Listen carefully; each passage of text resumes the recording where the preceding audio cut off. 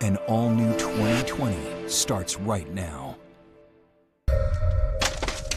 Sheriff's office, make yourselves known. No, it's just all crawl space. This is a dark, creepy space. You got to be ready for anything. Absolutely. The clock was ticking. We needed to find them. The steepest stairs I've ever seen. The Haldersons are gone. They're missing. Well, what do you mean they're missing? I can't even comprehend what that means. The story is a couple came and picked them up and took them to the cabin. And nobody knew who that couple was. There was a concern that Bart and Krista had been kidnapped by this couple that picked them up early that morning. There were all these questions. For each answer you get, there are 17 more questions. What's going on in the household? You know, what aren't we discovering? This case really highlighted how social media tracks everything. And that became so crucial. I was like, hey, where you at? Where you at? Like, you're not responding to me on Snapchat. You've got to get to that cabin. You've got to get to that cabin right now to figure out what happened. Her mind goes to, did the worst happen? So what happens next? He kind of had the craziest phone call that I had in my law enforcement career. He couldn't say much, but I should probably watch the news the next day. Holy. I don't really have words for it, to be honest.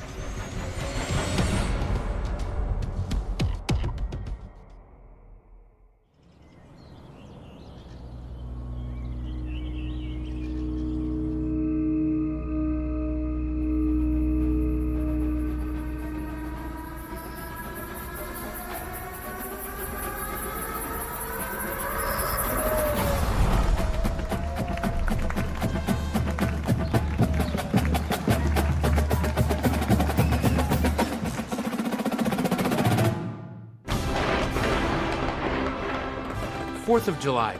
It's a day when people come together to celebrate our independence and the spirit of America. And that's what you'll see in Madison, Wisconsin. 4th of July celebrations have been going on all weekend, but of course Americans are going all out today. The lakes are really core to the identity of Madison. Just being around water, being around nature is really big to a lot of people here.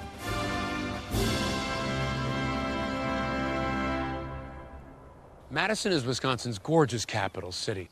Built on a strip of land connecting Lakes Monona and Mendota, generations of families have come here to lay roots. But as residents of a small town just north of here would come to know, secrets, lies, and betrayal don't stop at these shores.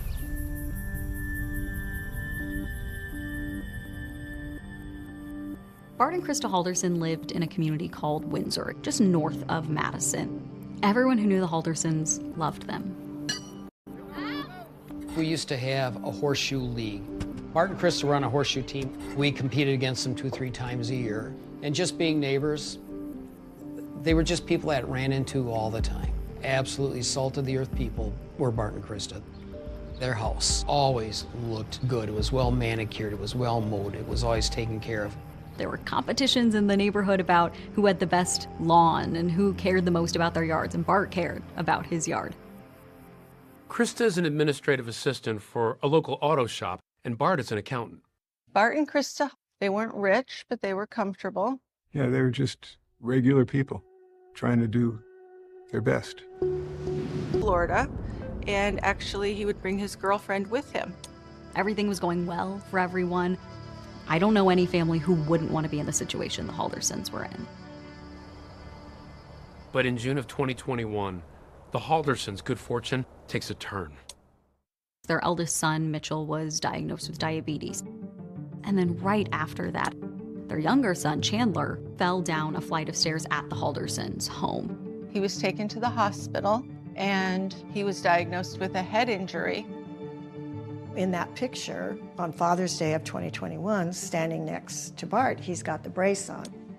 His neck was injured and was going to affect his ability to walk. He might have a colostomy bag, he couldn't fly, so he couldn't go back to Florida for the job. Like his whole life was going to change because he had this fall. I know once he was in that neck brace, his job situation with SpaceX was kind of pushed on the back burner. It seemed like he would not be able to take the job at SpaceX. He wouldn't be able to help around the house.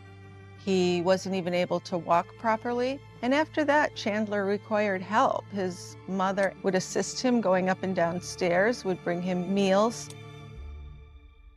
Although Krista doted on her sons in their time of need, she rarely missed a day of work. So on Friday morning, July 2nd, when she fails to show up at her job, co-workers are concerned.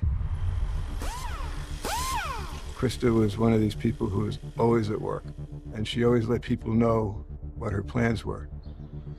It's a Friday right before the 4th of July holiday, but she hadn't asked off. She hadn't told anyone she wasn't going to be there. It was really unusual for her to not show up for work. She'd never done it before.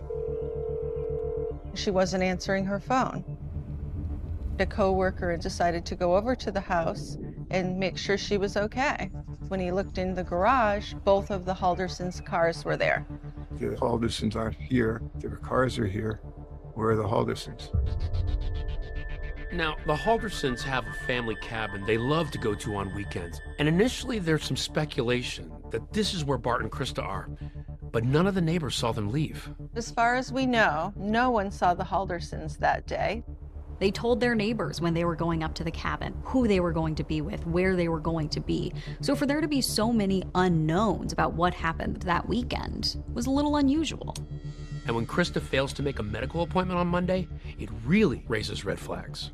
She was recovering from some skin cancer, and so this was an important appointment for her. Is it like her to just miss that appointment or not tell anybody she wasn't going to make it? No, Chris is not the person that would just not show up. Everyone who knows her says she wouldn't have missed that appointment. She was planning to be there, and then she wasn't. And that's when people really start to get concerned, because no one knows where Bart and Krista are. All of a sudden, my wife comes in the bedroom and she says, the Haldersons are gone. They're missing. My mind went to the bad spot, like, that is not right. It was just kind of disturbing for somebody that I know that well to suddenly be gone. What's going through your mind? Something's really wrong. I don't know what and why and how, but something's really wrong.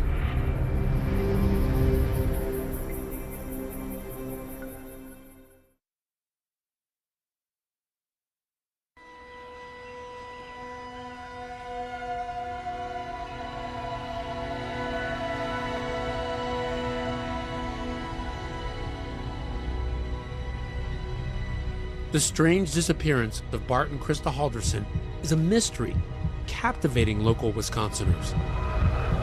Are we rolling? We're rolling now. Including a pair of podcasters. I'm Jill. And I'm Richard. And we do the True Crime Brewery podcast. We're very fascinated with true crime and just love to really figure out what's going on behind the scenes. Ready. So, we've been talking more and more about these cases. Their podcast, as the name suggests, mixes suds. We pick a beer from the area the crime occurred. With sleuthing. Today we're covering a case from Wisconsin. And have I got a beer for you? I feel like it brings together the personality of the city where the crime happened. Bart and Krista Halderson, they are just everybody's neighbor, everybody's family member, just working hard, trying to take care of their children, trying to provide the best for their family. Bart and Krista just loved the 4th of July. You could always catch them at the parade. It was probably their favorite holiday.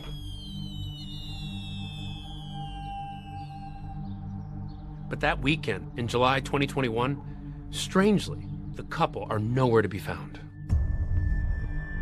Bart and Krista had not told anyone that they had a plan to go away for 4th of July weekend.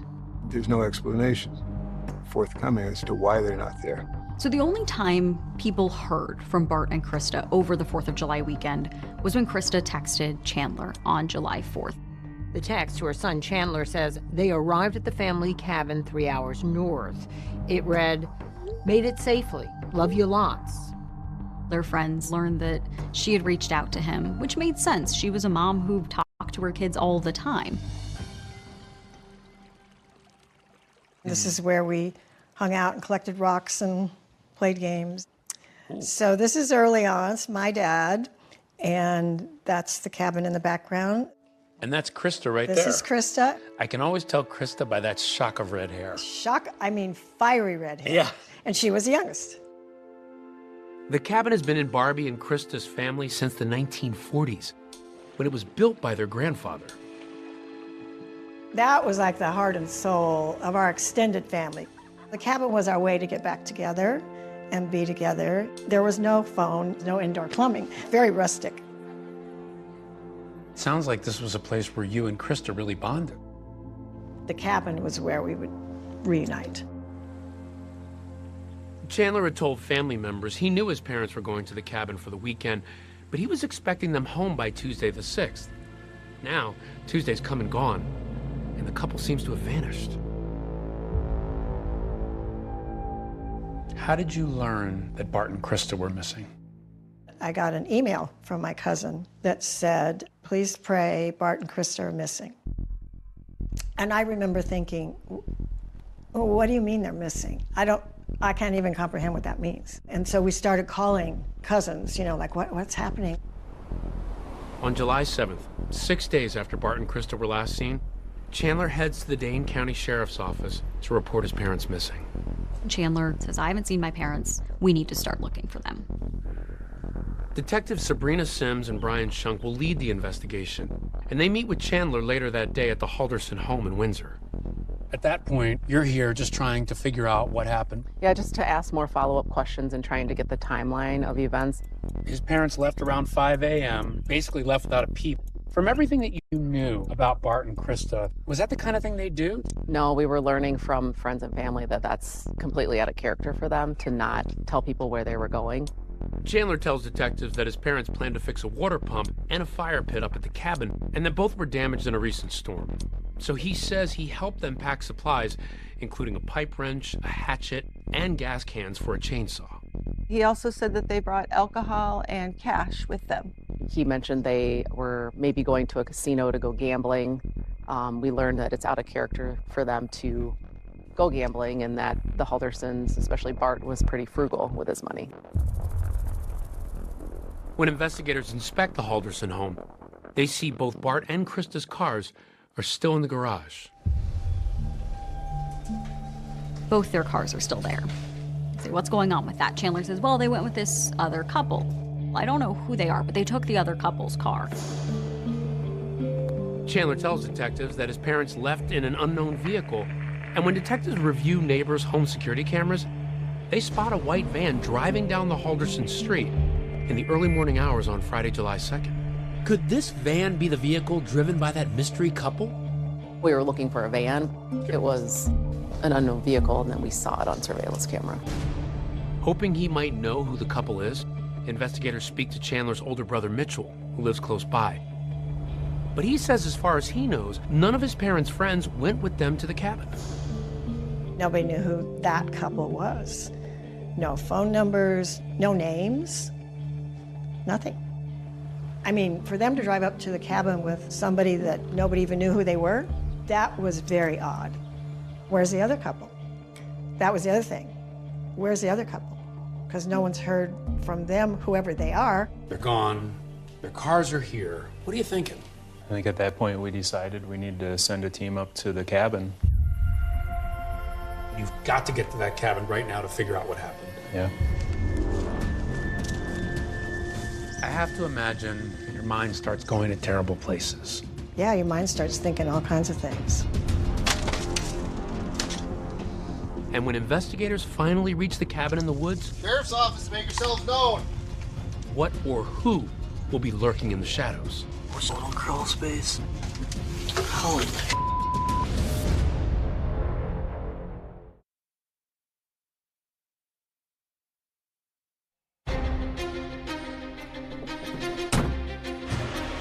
I'm Bill Callender. I'm a member of the Wolf River Fire Department and Rescue in Lang Lake County, northeast Wisconsin. With all the recreation we've got here, and we've got a big area, people do get turned around, they go missing, and then that's usually then when we get called out.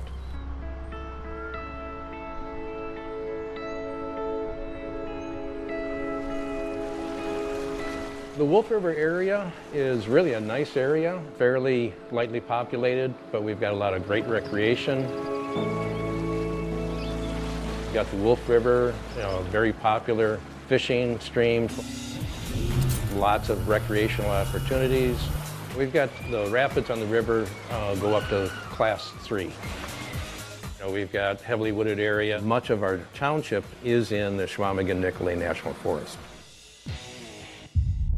And Wolf River is the area where Bart and Krista Halderson had their family cabin and where they were supposed to spend the 4th of July weekend. It's a beautiful place, but it can be a dangerous place. Like anywhere that's completely natural and completely wild, there are pitfalls to that. A river can easily become someplace you drown. The woods can easily become someplace you're lost. And so it's not unheard of for people to go missing in this area. Now, back in July of 21, our chief got a call from one of the Langley County deputies and said that, we may be needed. Cell service isn't fantastic out here either. Weather always seems to change, but crime never does. I'm Detective Sergeant Groans with Langley. On July 8th, I received a call to assist the Dane County Sheriff's Office with a search of the Halderson cabin. As an investigator, I was assigned a body camera, which was activated when we arrived at the property. What's your relation? You're their son. Okay, all right. So this footage we're looking at here, it's recorded by your body camera. That's correct. Okay. And who are you speaking to here? This was Mitchell Halderson and his fiancée. 1 week after his parents mysteriously vanished, Mitchell tells investigators that he's so concerned about his parents' well-being that he and his fiancée make the 3-hour drive north to the cabin. They seemed concerned and also as perplexed as we were about Bart and Krista Halderson's whereabouts. Maybe we could just take a walk around and see you. So at that point, we took a walk around the exterior of the property. We noticed that the grass and the weeds had not been kept up. In some places it was waist or even chest high. Did it look like the cabin had been in use? It certainly didn't look like it had been used anytime recently. They start walking around, and everything's still locked up. The grass is really tall. What first struck me when they were walking, I was like, that's our cabin. That's our family cabin. Was there a sense of urgency at this point? With the information we had and things not really making sense, our possibilities were dwindling. I was starting to just wonder what we were going to find next. But I was worried they were going to be inside. That's what I thought. Something went horribly wrong. Yeah, that was very disturbing. Sheriff's Office, anybody inside? There was a concern that Bart and Krista had been kidnapped by this couple that picked them up early that morning, and something had been done to them by them. Announce your presence, make yourselves known. I think the police were very concerned that they were going to find 2 dead people there. But once inside, despite everyone's worst fears, the cabin appears empty to police. It was dark, so you could tell nobody had been there for a while. Every single indication shows that this cabin has been emptied. The steepest stairs I've ever seen. As Detective Groans makes his way through the cabin, he spots a door to the cellar. So right about here, you draw your gun. Why? Yeah, whenever we go into an unknown space, that's something that we would do just in our own safety. So for an outsider, this is a dark, creepy space. You got to be ready for anything. Absolutely. Personal crawl space. Holy. But nothing there either. Nobody inside and nothing looks like it's disturbed. So after searching the cabin, investigators make their way down to the lake to check on the shed. There's all these outbuildings, boathouses and sheds, and all these little tiny buildings that could offer places for people to be. My thought was that Krista was being held in one of those. That's what I thought. Was there any concern that they might have been held captive in a place like this or been held against their will? With the padlocks on the outside, it is something that we definitely considered. They break the padlock on the boathouse, but Bart and Krista are nowhere to be found. I don't know a ton of details about everything that's gone on. You're filming Mitchell. What are you hearing from him at this point? Mitchell seemed concerned, and I feel as we went further into the search and we weren't finding any signs of Bart and Krista, his concern became more and more greater as the search of the property continued. He said his brother texted him that they did make it safely. Out of like reading back through stuff, they just said we're going up north. So at this point, for you, this is a mystery, right? This is definitely a mystery. We don't know who Bart and Krista are believed to be with. There are no signs of Bart and Krista being at this property.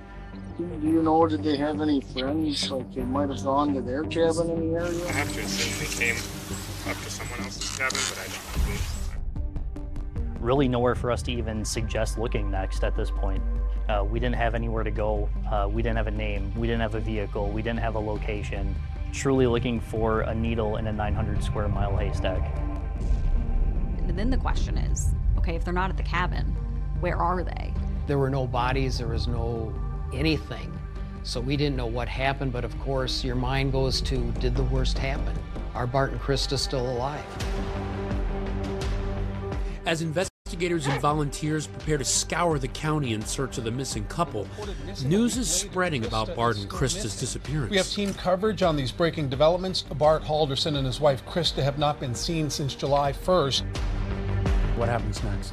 Had the craziest phone call that I had in my law enforcement career. He said that our services were really no longer needed at that point, and then said that he couldn't say much, but I should probably watch the news the next day.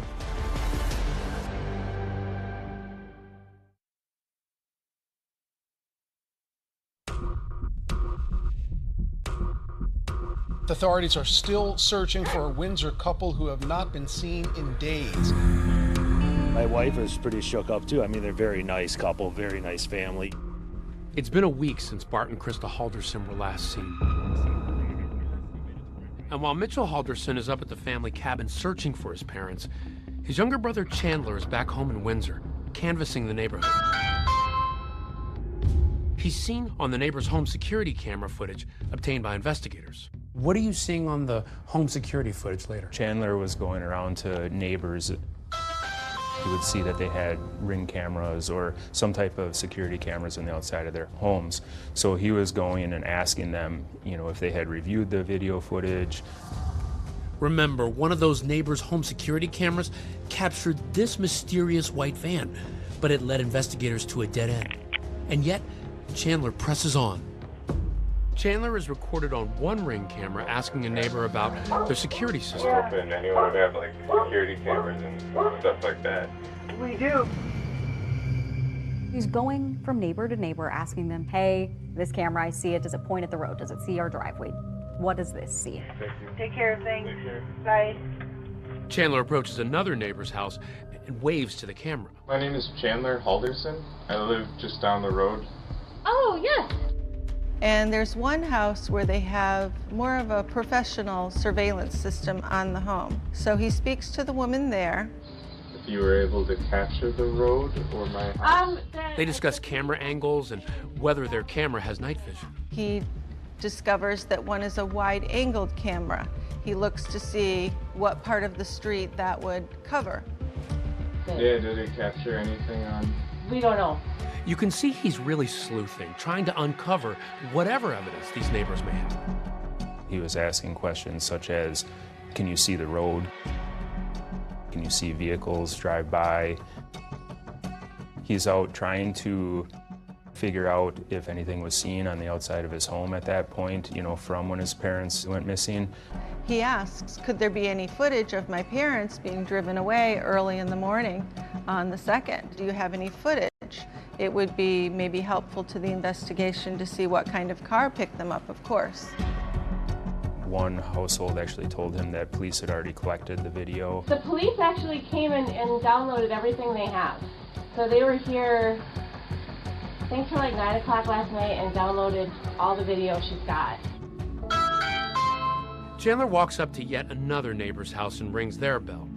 The neighbor, a retired detective with the Madison Police Department, tells Chandler to meet him in the garage so that they can talk. Hey, I'll meet you in the garage, okay?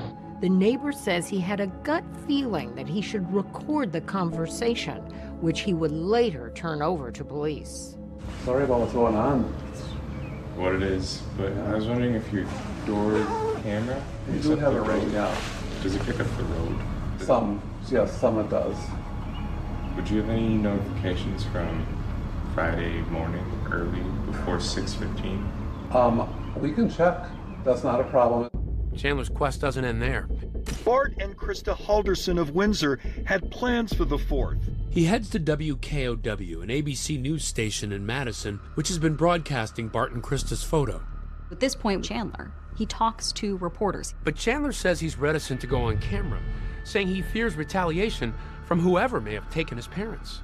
He thinks people might be targeting him. He says, is someone out to get my family? I don't want to be on camera, but I want people to hear from me. I want people to know I'm looking for my parents. And so he does an interview with a reporter from our station. Their son, Chandler Halderson, who asked to be off camera, says whoever his parents were traveling with from this neighborhood were to do the driving. He says he received a text from his mother. She got back to me. They made it safely. Their plans were going up with their friends and do some minor repairs on our cabin. Did you literally see them pulling out of the driveway, heading out? No. With the town now buzzing about the missing couple, Chandler's back at home, and he notices a different kind of activity outside his window. Chandler sees this uptick in police activity outside his house, so he calls Detective Schunk to find out what's happening. That phone call was recorded. He was asking if everything was okay. He was asking why there were so many police in his neighborhood. A little confused. I got 2 squads parked right outside my house. Is everything all right? And I had to explain to him, you know, we were canvassing the neighborhood. Yeah, I mean, well, they're probably doing reports. All right. Any news on your end at all? Have you gotten any phone calls, text messages? Gotten any messages other than from concerned parents? Well, I'll keep you posted if I hear anything. Yeah. Yeah. Later that night, Chandler comes voluntarily into the Dane County Sheriff's Office, where investigators bring him into this room and seat him in this chair. So if you just want to have a seat right there, perfect. Thank you so much. This? Or... Sure, that's fine. He's wearing a baseball cap, a sweatshirt, and a furrowed brow. Just so you know, I'm gonna record stuff, okay? In that police interview, Chandler talks about the last meal he had with his parents on July 1st, right before they left for the cabin. That's where they told me while we were eating it, they were going to go with their friends, and I was like, oh, cool. And they said they were going to the cabin. Yeah. Well, okay. We're going up north. That's how they referred to it. Chandler says that by the next morning, his parents had left, never to be heard from again, except for that one reassuring text from his mother. Nothing else. Yeah. So that's fishy to me. But investigators are skeptical too, and here's why. They know something Chandler doesn't. I can't tell you what we know, but we know you're not telling us the truth.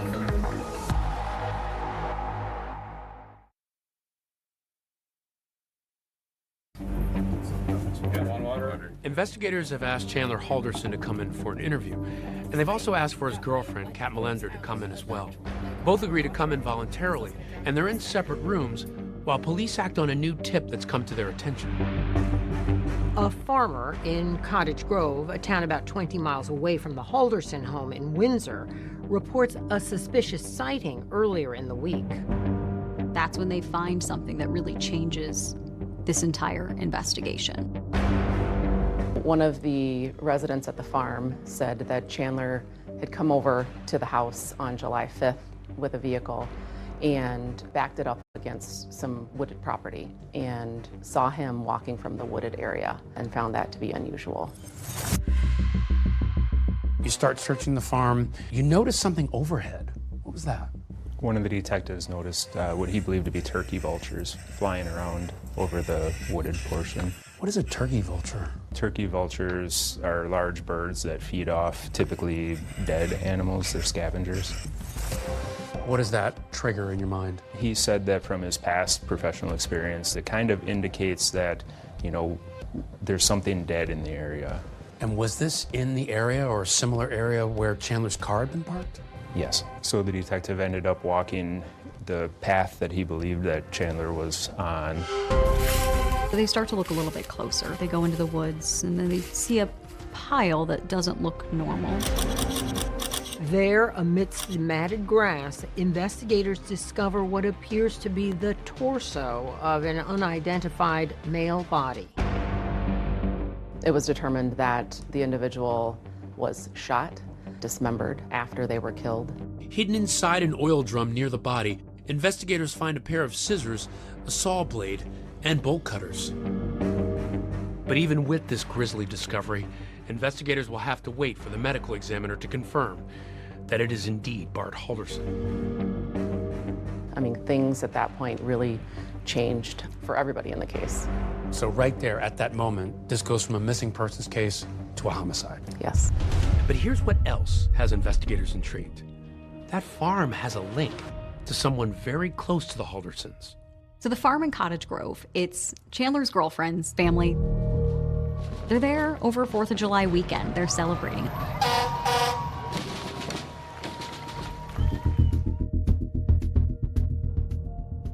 While you have Chandler, you have Kat in another room. Oh, there's a Pooh Bear? All right, you can play with it if you want to.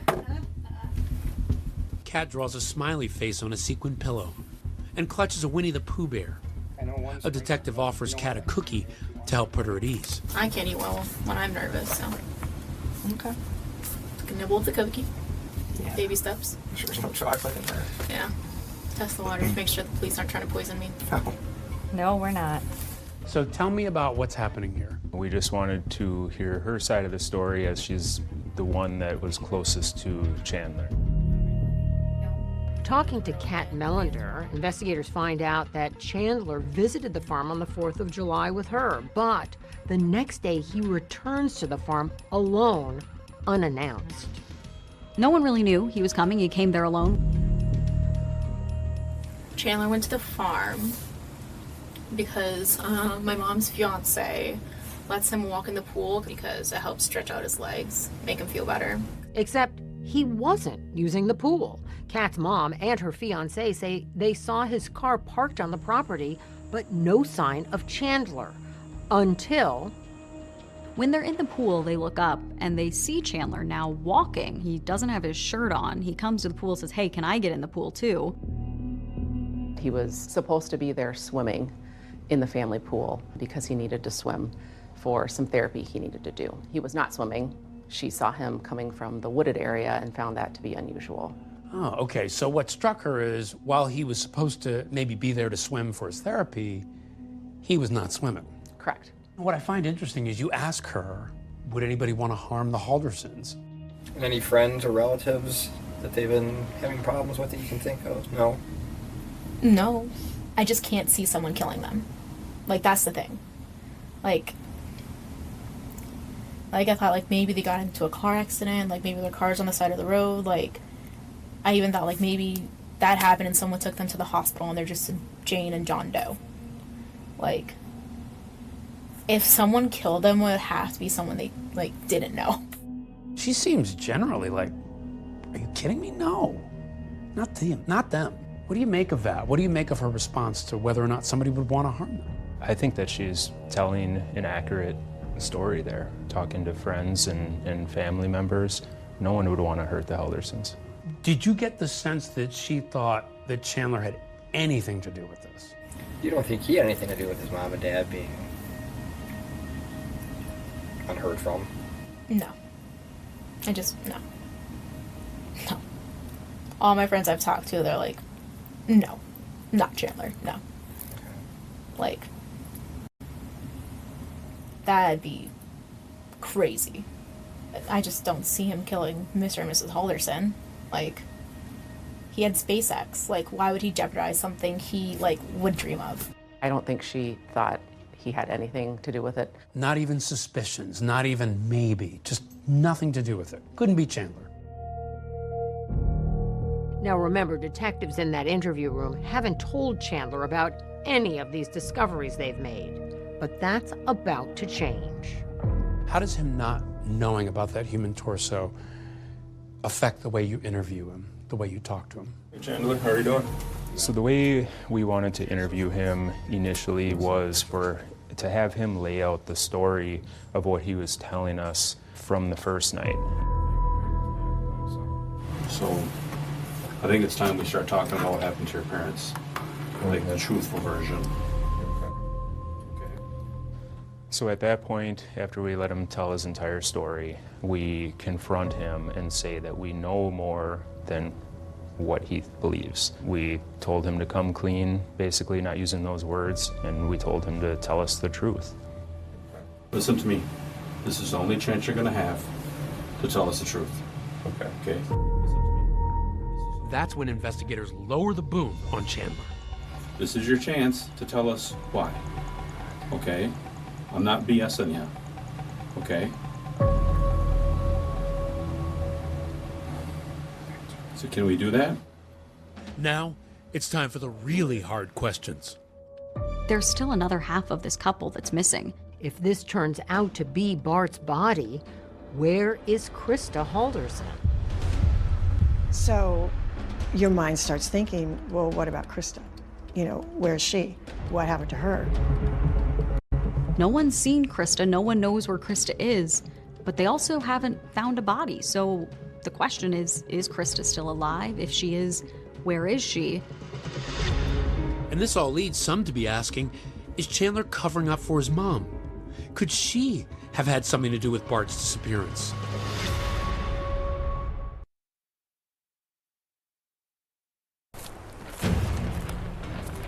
This wasn't a normal disappearance. This wasn't a normal homicide. Every new detail made the case stranger. The human remains found Thursday are connected to the missing couple, Bart Halderson and Krista Halderson. You have search teams up there, you have dogs. So now, where is Krista? Could it be that she was also involved in Bart's murder? Is she going to be held hostage? Is she being tortured? Time is of the essence. You have to find Krista. Yes. This second time with the search warrant, we have crime scene investigators that are in the home going through everything. We're in the basement. What did you find down here? Down here, we found traces of blood on both sides of the basement. I don't really have words for it, to be honest. I just don't know how somebody could do that to somebody else. Cameras all around.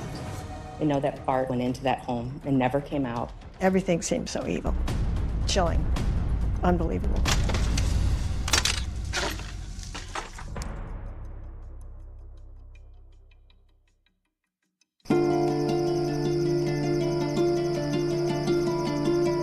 It's July 8th in Madison, Wisconsin. It's been a week since Bart and Krista Halderson were last seen.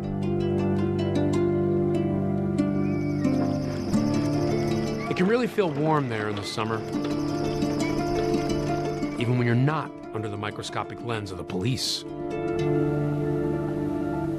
What's going on? Bart and Krista Halderson's youngest son, Chandler, is being interviewed by police, but he hasn't yet been charged in their disappearance. Now, police are playing coy with him. They haven't yet revealed the discovery of a body at that farm in Cottage Grove. Listen, I can't tell you what we know, but we know you're not telling us the truth.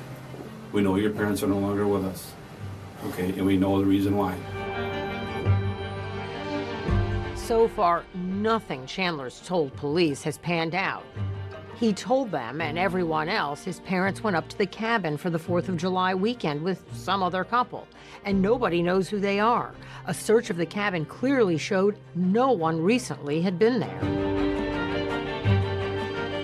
You need to tell the truth about what happened and just tell us why it happened. Okay? If something happened, if you were defending yourself or if you just got fed up with stuff, you need to tell us the truth, okay? This is your chance to tell us why, okay? I'm not BSing you, okay? So can we do that? Okay, they're okay. Lawyer. I'm sorry. Say it again, Chandler. Lawyer. Okay. Chandler asking for a lawyer effectively ends the interview on the spot. Tell me what you're taking from all this as trained investigators who have to question people like this. The first thing that really stood out in my mind is when Detective Hendrickson told Chandler that his parents are no longer with us. We know your parents are no longer with us, okay? And we know the reason why. There wasn't the huge shock reaction that I believe most people would display. At this point, Chandler's not charged with murder, but he is charged with something else. Tell me about that. Yeah, Chandler was charged with providing false information in a missing persons case. He was telling us that his parents had gone to a cabin up north, when in all reality we found that his parents didn't go anywhere at all.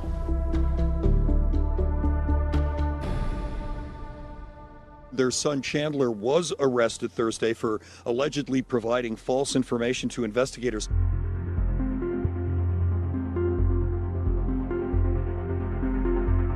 Four days after Chandler's arrest, the autopsy results on the remains found at the farm come back. The Dane County Medical Examiner confirms the human remains found last Thursday are those of 50-year-old Bart Halderson. A preliminary autopsy indicates he was murdered. It was determined that the individual was shot, dismembered after they were killed, and was positively identified as Bart Halderson. Okay, so what did you think when you got those results back? It confirmed our suspicions of who it was, but now we had more evidence that we could charge Chandler with the homicide. When I found out that Bart was dead, it was anger. It was, wow, this is real life. And there was just this big void of Bart being gone and no idea where Krista was. A big question remained in our mind: where's Krista Halderson? So now, where is Krista? Could it be that she was also involved in Bart's murder? There were a few people that I communicated with, well, maybe Krista's involved. One theory was this an incident where Krista killed her husband, but her son lives with them and he loves his mom. Was he covering for her? Was she responsible? There were all these questions. Again, it was one of those things. One layer gets pulled back, you get one answer, but for each answer you get, there are 17 more questions. You're asking the question of where's Krista. There was some talk in the community about perhaps maybe in some way, once the murder charges are out there, Krista had some sort of involvement in what happened with Bart. Did you pursue that theory? No, I mean, we did not believe that she would have anything to do with it. Of course, as time is going on and days are passing, we're learning more information about their whereabouts. We had surveillance video we were reviewing, trying to get a timeline from July 1st to July 7th. And so what we were learning did not suggest that Krista had any involvement at all. Because I knew Krista and I knew her personality, I knew Krista was not involved. It seemed like something you read about not happening to our family. Somebody else, you read about that, something happening somewhere else to somebody else, and that was happening to our family. What are you thinking there? We had this tiny little hope that she was alive somewhere. Authorities are holding out hope, too, and ask the public for help to somehow find Krista alive. We are optimistic in regards to her whereabouts and where she was at, and we will let the evidence of this investigation tell us otherwise. Perhaps the most troubling question authorities are left with: why? This was a loving family. Why would Chandler, or anyone else for that matter, want either of the Haldersons dead? It didn't seem to add up. I was starting to have that like sinking feeling in my stomach, like something went wrong in the family. I don't know what. Facing at least one murder charge, Chandler is lawyered up and not talking. But someone very close to him is.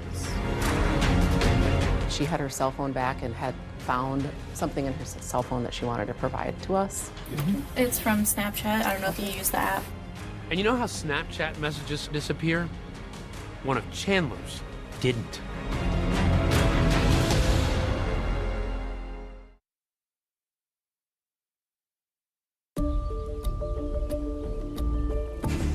The man accused of killing his father He's now being held in jail on a tentative charge of first-degree intentional homicide, hiding a corpse, and mutilating a corpse. Sheriff's personnel tonight remain at the Halderson home in Windsor. Investigators are leaving no stone unturned in the search for Krista Halderson.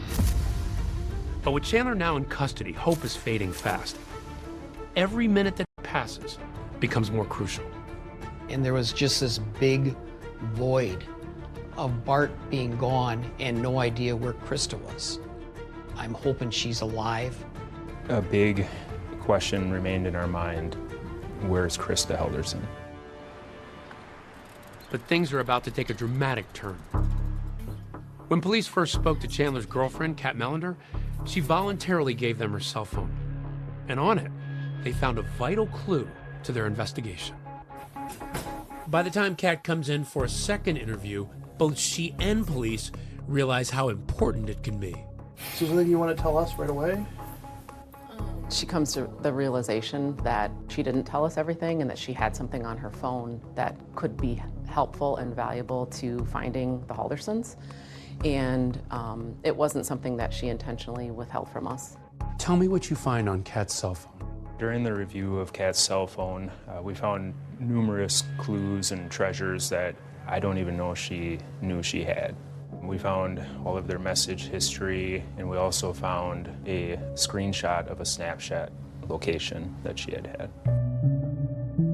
That screenshot saved on Kat's phone shows Chandler's avatar labeled hubby on the banks of the Wisconsin River. Snapchat is a social media app specifically designed to share photos that disappear. Once you open a message, you only have a few seconds to take a screenshot before that picture is gone for good. In 2017, Snapchat added the feature Snap Map, which also lets you share your location with friends in real time. And why did she have him on Snapchat in the first place? They had a time in their relationship where he had cheated on her. She had his location services on for Snapchat. It was an agreement they had. She wanted to be able to know his whereabouts. With her lawyer present and her cell phone in hand, she voluntarily talks police through what she now realizes could be critical evidence, a technological smoking gun. It's from Snapchat. I don't know if you use that, but that's him by the Wisconsin River off of Gulf Road. Okay. And that's It's got a 8:58 timestamp on it. Okay. in the morning. Sure. And then my phone always tells me what day it is, so it's July 3rd, 8:58 a.m. The continued presence of sheriff's personnel at the Halderson home has become almost background for this neighborhood here. Krista Halderson remains missing. With the case in the news, Kat and her lawyer decide this information could be useful to police and to Kat. Right before Kat goes back for that second interview, we're getting updates from law enforcement, and one of those comes in the form of a press briefing. And a reporter asks, is the girlfriend a suspect? And the sheriff didn't answer. And that freaked Kat out. Is there any way you guys can change the narrative to indicate that the girlfriend's not a suspect and that she's not somehow somebody you suspect? How early did you clear Kat Melander? Pretty early on, once we started looking at her phone and finding out other information about Chandler. But there were, different investigators in the command post that had different theories. Was she in the circle? Was she out of the circle? And we just had to do our job and let the evidence lead us to the conclusion, and she was not involved whatsoever. Law enforcement was very clear. They don't think Kat had anything to do with these murders. Why do you think she was so eager to offer all this information? I think because she wanted to clear herself. Why did she do a screenshot of a snap map on Chandler at that time? She had left Chandler's house that morning on Saturday, and he was supposed to go to do some chores. And then she later looked at his location and saw that he was up by the Wisconsin River. She goes, this is where he was, middle of the morning on Saturday, after his parents went missing. He told me he was going to be doing chores at his house, and then he wasn't answering, and I checked Snapchat, and he's in this random area right along a river. She didn't know why he was there, so she started questioning him about his location and what he was doing there. I was like, hey, where you at? Where you at? Like, you're not responding to me on Snapchat. And we ended up calling, and he just said he was in a dead zone. Kat knows this area. It's a swimming hole. She's been with Chandler. They'd been that summer. Have you been to that spot? Do you know? I don't know if it's that specific spot, but we used to swim on the Wisconsin River. Okay. And it's one of the spots we would just go to. And I've only been there maybe 3 times. Okay. But he's gone swimming there a couple times. Okay. In fact, other friends told police that was Chandler's favorite swimming spot. A year earlier, an ex-girlfriend receives this picture, which she gave to police, of Chandler in that area, posing with a tree and a knife in his hand. This case really highlighted how social media tracks everything. And that became so crucial in this case. But as enlightening as this Snapchat evidence is, a treasure trove of text messages between Kat and Chandler is even more intriguing. Investigators zero in on a couple of erratic texts from Chandler the morning Bart and Krista vanished, which sound ominous. I don't know. Stuff hasn't really been going well for me lately, so I'm trying to plan for the next thing to expletive me over. Yeah, I just had a great future planned, and it's falling apart. Kat replies, "No, it's not. You're going to be okay." With suspicions of Chandler now high as ever, investigators obtain a search warrant and go back to the Halderson home. We go back to the nexus of this case, the Haldersons' home in Windsor. Investigators start walking through, and they find a lot in that house, a lot that tells us what happened.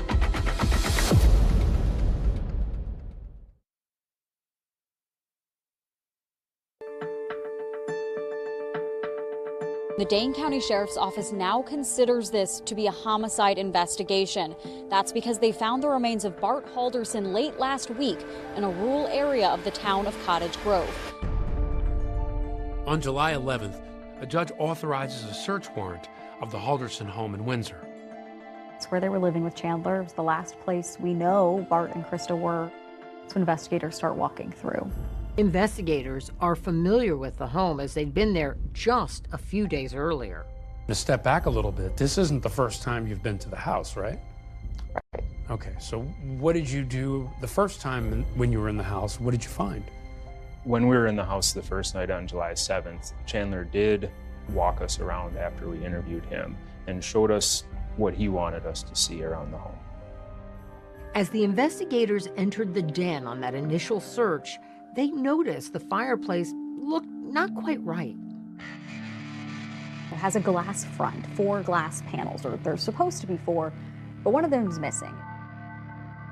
There was a glass panel that was broken out in the fireplace, and he had disclosed that to deputies and to us the first night we were in there, and explained it that he was playing ball with one of the dogs, and the dogs broke the glass fireplace.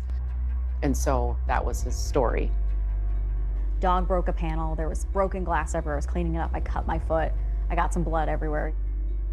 Chandler's saying there's broken glass and there was a lot of blood, but it's not related at all to this case. It was my dog's. And when they look at his foot, they realize it's not a huge cut. He didn't slash the bottom of his foot open. It looks kind of more like a pinprick. Not necessarily something that seems like it would come from glass being all over the floor.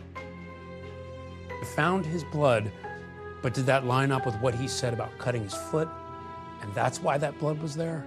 Or was it that you might have gotten a sense that it was something different? It could mean that Chandler had cut his toe near the fireplace, but it wouldn't explain why Bart and Krista's blood would be in the same area.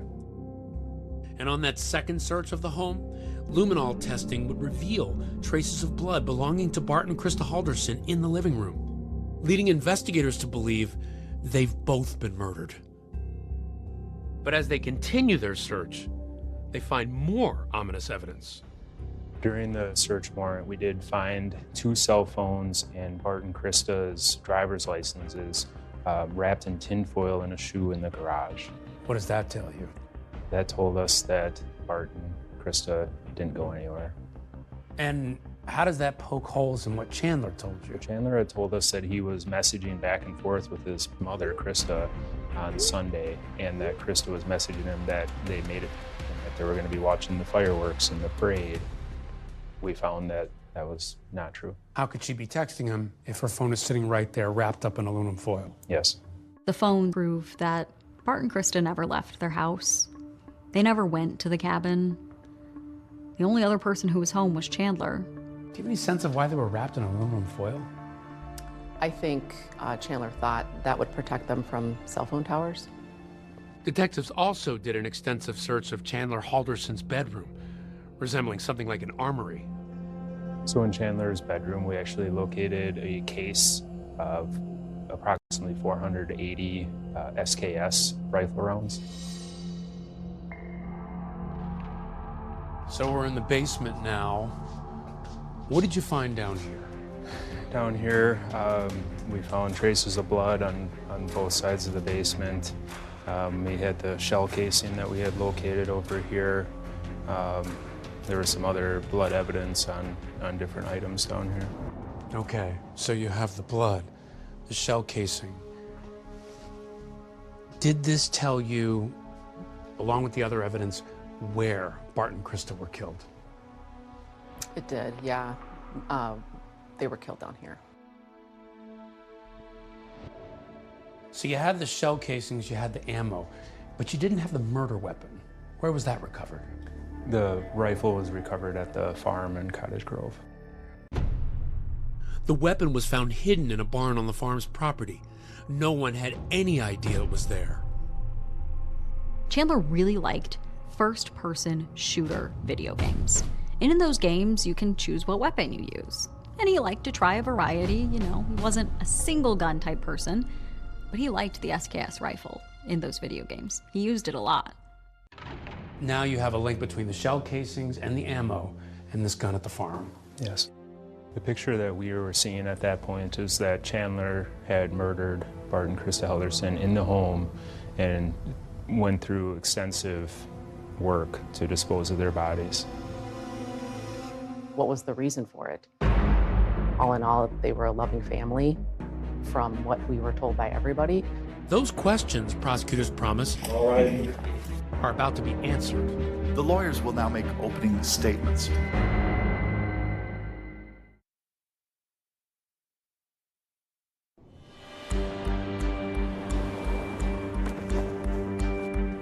Got a GPS on the phone. Go ahead. It's from Snapchat. I don't know if you use that, but that's... You been to that spot? I don't know if it's that specific spot, but we used to swim on the Wisconsin River.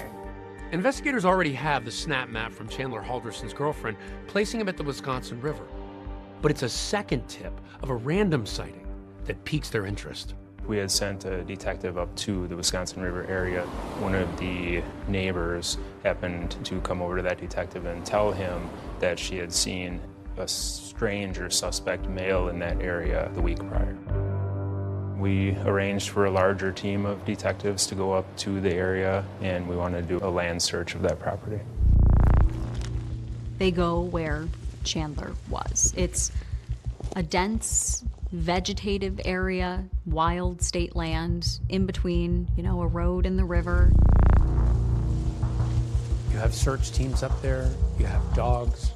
What's going through your mind? We were hopeful that we would find something. Time is of the essence. You have to find Krista. Yes. As they're walking around, some of the people searching start to smell something. And then they walk a little bit further and they see something.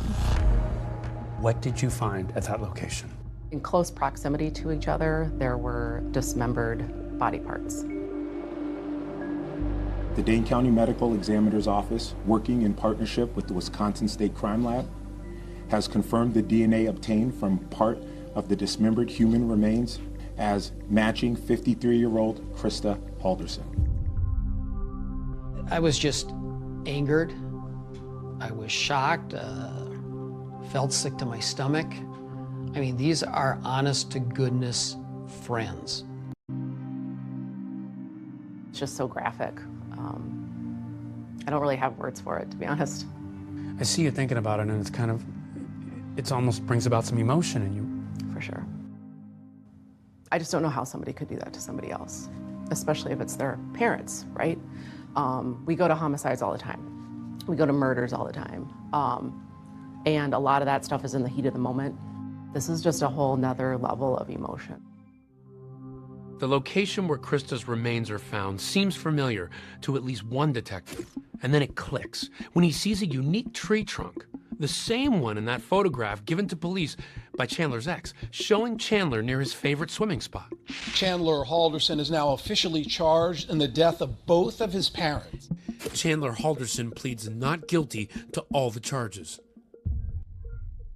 Everything seemed so evil and chilling and unbelievable. It was just incomprehensible. Why would anybody do that? Did he not like them? Was there something else that we didn't know that was going on? I just personally could not think of a reason why this wonderful kid did something so dastardly? From what we were told by everybody, all in all, they were a loving family. What was the reason for it? And just a couple of months later, prosecutors set out to answer those questions as Chandler goes to trial. Thanks, you can be seated, everybody. Thank you. Good morning. The city of Madison, Wisconsin rings in the new year with confetti, cocktails, and a double murder trial. Prosecutors set out to prove Chandler killed Bart and Krista Halderson. And a big part of their strategy is to prove their theory as to why. Juries always want to understand why someone would commit a murder. Why would you kill your parents? And if prosecutors don't explain it, it's kind of a hole in their case. The lawyers will now make opening statements. Attorney Brown. Thank you. Chandler Halderson murdered his parents, dismembered their bodies, and hid them around southern Wisconsin. How does this happen? How does this kid, with everything in the world going for him, promising new jobs, school, a girlfriend that loves him, willing to move across the country for him, how does this happen?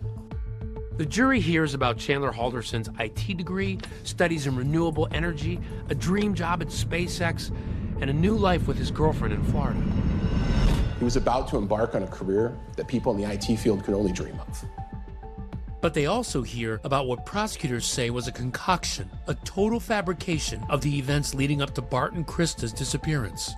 He gives this bizarre story of his parents leaving in an unknown car, going to a cabin with an unknown couple, with an unknown amount of money, for really an unknown reason. Attorney Dorrell. Thank you. The defense should be demonstrating why they say there's reasonable doubt in this case, why maybe he didn't do it. Chandler Halderson did not murder his parents. He is not guilty of those crimes. And he lived peacefully in his parents' home. He was just a normal kid. The defense comes out at the beginning, opening statements, and admits their client is a liar. Chandler Halderson is a liar. But they say that doesn't make him a killer. When someone is on trial for the most serious crime possible, and every little thing they do, every little lie they might have told, is blown up and thrown against someone. That's when proof beyond a reasonable doubt matters. And that's actually an excellent strategy because you want to let the jury know from the beginning all of the bad facts about your case. And as prosecutors begin to call witnesses, there's one who has a haunting story. My name is Omar Jobe, O-M-A-R-J-O-B-E. About a phone call he receives just before the murders. A conversation not only revealing, but stunning.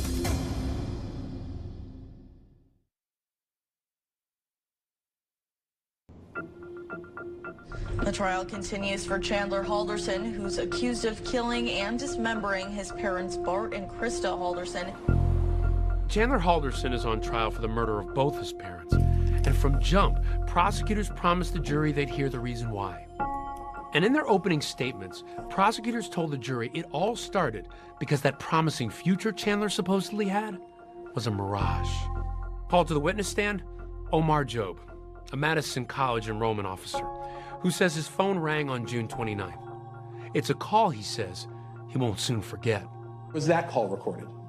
Yes. Okay, what's your first name? Chandler, C-H-A-N-D-L-E-R. Last name is H-A-L-D as in David, E-R-S-O-N. It's a normal phone call that we receive every day. This person was trying to request a transcript. Trying to get an appointment scheduled to meet with somebody to mainly just get a copy of the transcript. On this call, Jobe is hearing a complaint from Chandler that for months now, he hasn't received his college transcripts. Okay, so it looks like you owe a balance. So that's why you can't request it. Hello? The jury listens as Omar Jobe then tries to confirm what classes Chandler is taking. You were taking IT classes, right? I don't see that you were in a program. But prior to the IT, there was a solar program too. Yeah, but I don't see that. The IT degree is in there, right? No, those are just classes. I found that Chandler was taking classes at Madison College for a couple of semesters, and then he stopped. But here's the thing about that phone call. It's not at all what it appears to be. At that time, like, it didn't register in my mind. On the other line, it is a Halderson, but it's not Chandler. It's actually Bart Halderson pretending to be his son. Prosecutors play it during trial. The jury got to hear what Bart sounded like as he figured out his son was lying to him. Bart has been trying unsuccessfully for months to get the transcripts from Chandler, and he was beginning to get suspicious. According to prosecutors, the phone call was a ruse by Bart to see if his son was actually enrolled in college, and it turns out he wasn't. He failed out. Prosecutors also allege that Chandler had set up fake email accounts in an attempt to deceive his father about why his transcripts weren't coming. Chandler was looping Bart in on some of these emails with Madison College, just trying to show Bart that this is why I'm not getting my transcripts. But the problem is, according to detectives, they're fake too. He asked me 2 people's names that work in advising because they were trying to set up something with them. Do you have an Alyssa Brandt that works in that area or anywhere in the campus? You said the first name is Alyssa? Alyssa? Yeah, Alyssa? No, there's no Alyssa. Does Daniel Spice still work there? No. Chandler had made up fake emails with fake school employees to email back and forth about the transcript issue. Can I ask you, what is the end part of every employee's email who works for Madison College? MadisonCollege.edu. No one uses a Gmail account as their official Madison College email? No. But college wasn't the only alleged deception Chandler carried out. Prosecutors call in witnesses who reveal things like that internship at American Family Insurance.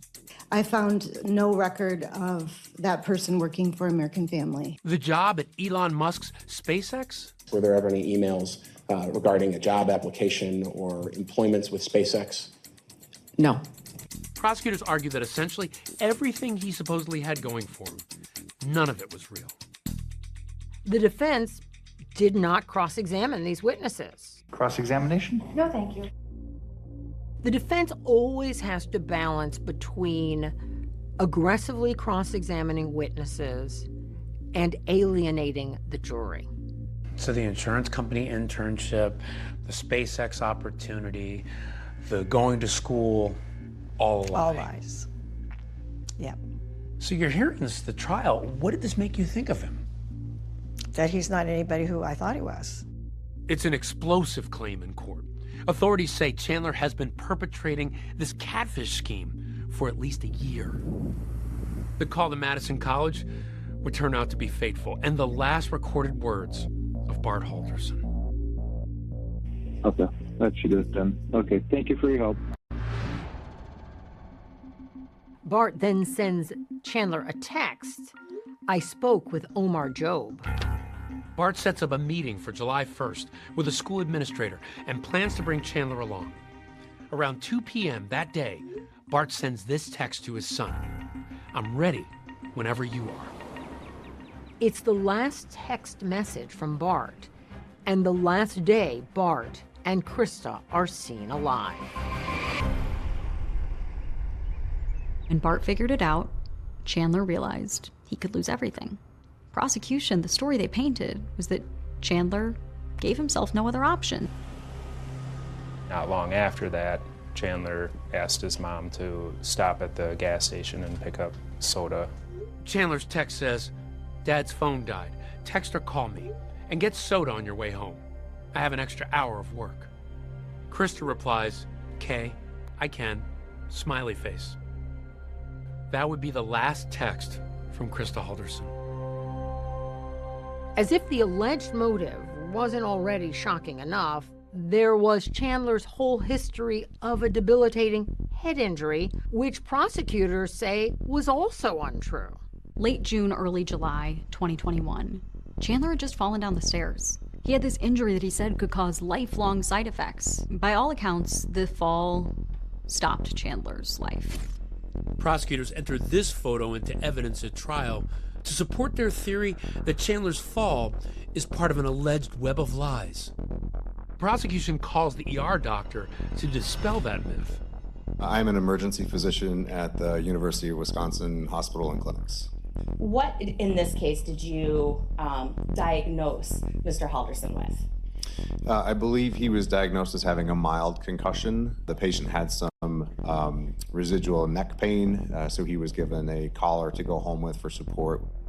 The defense pushes back on the prosecution's claims, cross-examining the ER doctor about Chandler's injury. You did diagnose Chandler Halderson with a mild concussion, right? That's correct. You didn't give him a set number of days to wear the collar, is that right? I don't believe so, no. In that picture, on Father's Day of 2021, standing next to Bart, he's got the brace on, because he did go to the ER. That Father's Day brunch photo, which is shown to the jury by prosecutors, is just weeks before the murder. But then there's surveillance video of Chandler the night of July 1st at a nearby Quick Trip carrying 2 bags of ice, 10-pound bags of ice. But prosecutors also point out, conspicuously missing on this Quick Trip surveillance video, Chandler's neck brace. And they claim it's the same story when he visits a local store. He's at Fleet Farm. Again, no neck brace. Just normal 23-year-old dude walking into Fleet Farm to buy a tarp. And that tarp, prosecutors say, is part of what Chandler used to dispose of his parents' remains. The prosecution calls one last star witness, Chandler's ex-girlfriend, Kat Melander, who testifies about the impact of sharing the Snap Map discovery on her phone. Why was it important to you to cooperate at that time? Because I just believed his parents were missing. And I just want them to be found. And later, she recalls something else she noticed during the initial search for Bart and Krista. When you first go in the house that day, did you notice anything off? There was a smoky smell. That smoky smell, a neighbor's security camera, and a flickering light are about to reveal another dark secret inside the home. It turns out, prosecutors say, Chandler has one more big thing to hide.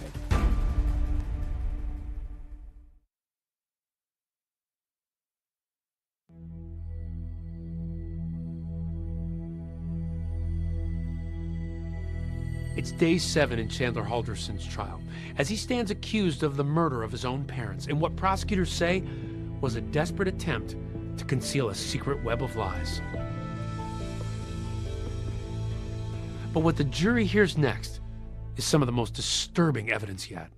We had a grand total of 230 bones, fragmented bones that were found, again, inside the fireplace, on the grate, and also on the ash disposal area. So we found video footage from one of the neighbors that actually watched the backside of the house. And through a forensic analysis of that video, our examiner was able to determine that the glow in certain windows of this home was indeed the fireplace. What was the most disturbing moment of the trial for you? They showed the fireplace burning all night when he was trying to cremate the skulls of his parents. I almost got sick watching that. The defense didn't challenge Dr. Figueroa Soto's testimony.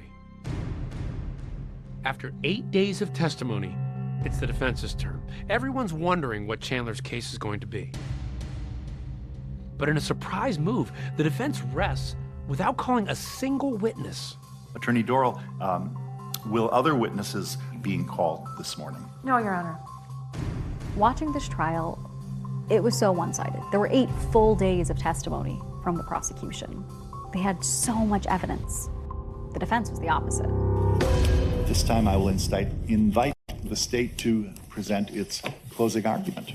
In closing arguments, the prosecution urges the jury to look at this image of Bart and Krista, likening the pieces of evidence to that of a jigsaw. Solving a case and thinking about whether or not a person is guilty or not guilty is like putting together a puzzle. And it's your job as the jury to put that puzzle together. It's not a whodunit. We know that Bart and Krista went into that home and never came out, at least as whole people. Attorney Vera, would you please present the defense closing? Thank you. While the defense says all the state was able to prove was that Chandler is a liar, not a killer. Kids lie to their parents all the time. Motive does not mean intent. Do you know if it was an awful accident? Do you know if it was intentional? Do you know if there was someone else involved? You don't. And that's a problem. Just after 3 p.m., news breaks that the jury has reached a verdict. Breaking news. In just about a little over 2 hours, the jury has reached a verdict in the Chandler Halderson case. When we found out that the verdict was in, it had been 2 hours. No one knew what was going on. People were waiting on pins and needles to figure out what that was. We, the jury, find the defendant Chandler M. Halderson guilty of first-degree intentional homicide. Chandler Halderson is found guilty on all 8 charges. So what was your reaction to the verdict? I would like to say it was relief. It really wasn't, because it's still sad, it's still grotesque, everything about it. There was some closure for the family. To me, it was just and fair. In March of 2022, at sentencing, Chandler breaks his silence for the first time. Your Honor, I want to take this opportunity to state my intent to appeal my convictions. If there are any lawyers listening and willing to take on my appeal, take a moment to please reach out to me. It's not that I do not have feelings. It's that I was warned to not show them due to the scrutiny of this case. Thank you. No remorse, no empathy, no love to his parents. Chandler is sentenced to life in prison without the possibility of parole, still leaving his family and friends with far more questions than answers as to why he murdered his mother and father. The Haldersons and I were friends for about 25, 26 years. And there was never a cross word. They were just good people. If there were more Bart and Kristas in the world, it would be a better world.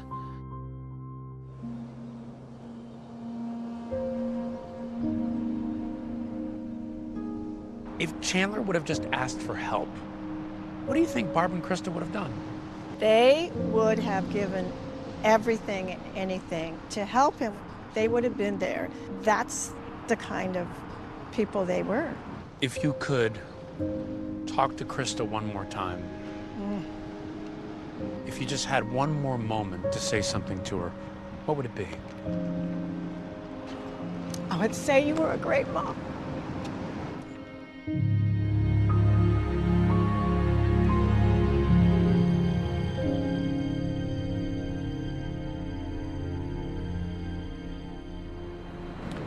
Wonderful mom being remembered by her family right here tonight, and this is a murder that still leaves so many unanswered questions. In April of 2023, 2 of Chandler's convictions for hiding his parents' remains were vacated. His other convictions and his sentence, though, still stand, while his case remains pending in the Court of Appeals. That's our program for tonight. I'm Deborah Roberts. And I'm David Muir. From all of us here at 2020 and ABC News, good night.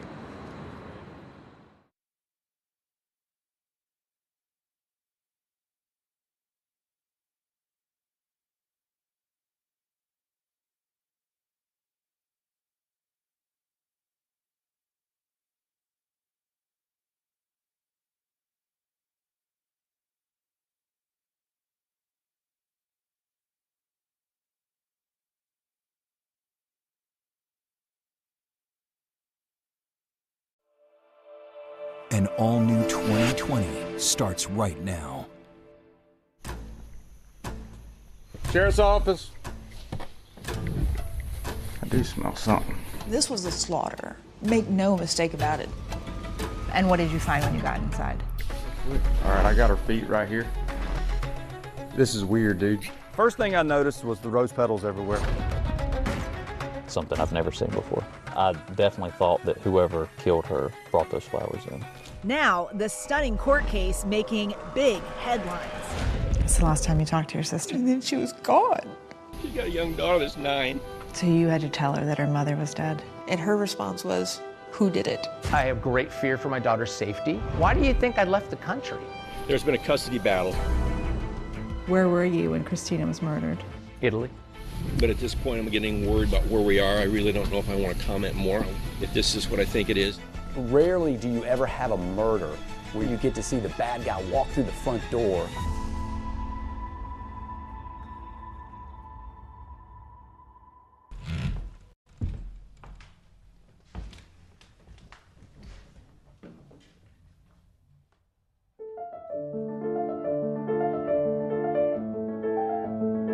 This isn't your typical murder that you see. When I walked in, there was a smell like a pesticide smell. The whole thing seems surreal. Sheriff's Office. I saw like a flower rose tore up. Absolutely impossible. It makes utterly no sense. Many of us just were shocked and amazed about the capacity of someone to cause such destruction. This was the manifestation of hate. We've come here to this quiet suburban street in South Carolina to cover one of the strangest crime stories we've ever come across. It's a story of love, betrayal, classical music, murder, a crime scene strewn with rose petals. And it all began at this house on an October morning in 2021 with a 911 call. Grapeville County 911, what's the address of your emergency? Break Drive. I think I might have a death. Walked into my fiance's house. She wouldn't answer my call. There's a very weird smell, and I can't get her to come around. The man making the call is 65-year-old Bradley Post, a local retired engineer. His 41-year-old fiance is inside the house. And he basically said he had found her and he needed help. He needed an ambulance. He needed law enforcement. I told her if I ever, what should I do? Is she breathing? No. And we're going to start CPR, sir. Okay, I think she's gone. You think she's gone? Yeah, because somebody might have shot in the back. I don't know. I don't Somebody know. has shot her? Okay, all right. No. And tell me why you think she's dead. So she won't respond. She got her eyes open. Eyes are No. open? All right. There's a lot of blood. And a lot of blood. Okay. Yeah. And so they dispatched law enforcement immediately, ambulances. And so he just continued to give as much information as he could to 911. So it looks like somebody may have broke in and shot her in the head. Maybe. I don't know. Okay, I understand. Okay. Over here now. I'm sorry, say it again. Get somebody here now. I've got some people coming, sir. I have everybody coming. I'm sending the paramedics to help now. Step out of the house, and that way wait for the paramedics and the police at the front of the house and leave everything as you found it. Master Deputy Chris Robinson rushes to the scene. He's the first to arrive. And then when law enforcement arrived, Bradley Post is standing in the driveway of the house. So he talks to Deputy Chris Robinson with his body camera on. Hey, man. So when you pulled up, was he just like standing there waiting for you? Yes, ma'am. He was just kind of standing to the side over here, just waiting. He was on the phone with someone. How'd you get in the house? You got to come home right now. Emergency. Come home. Just come home. We just started talking briefly about what was going on inside.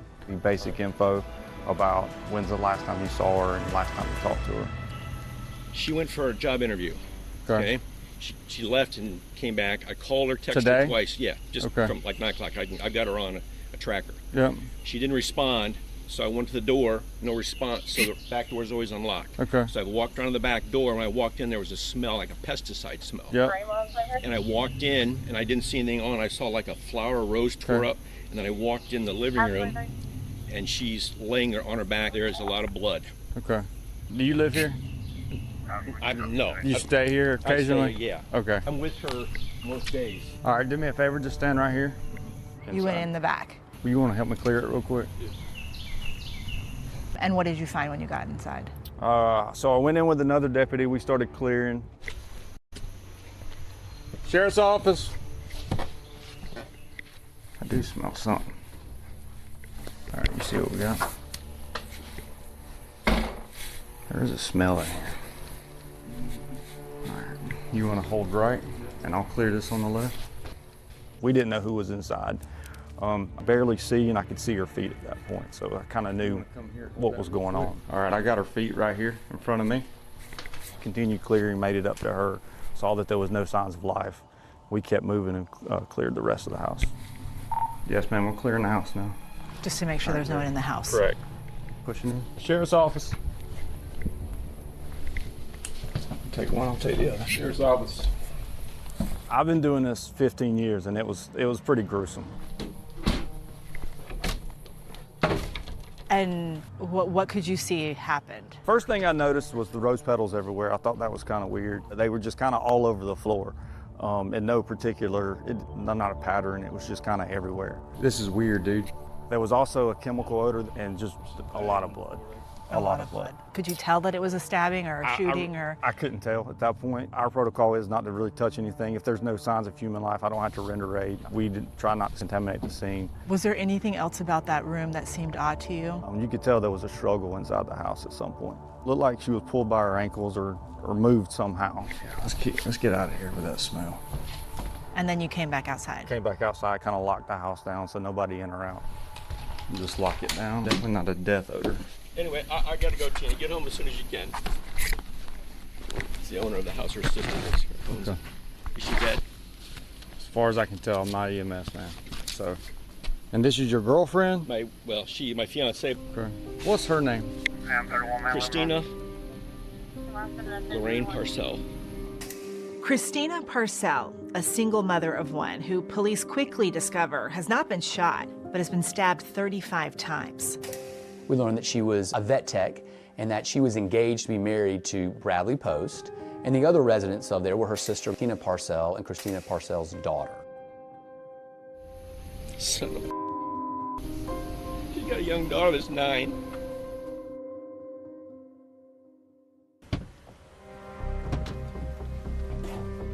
Lead investigator Jared Sparkman arrives to the scene shortly after Deputy Robinson.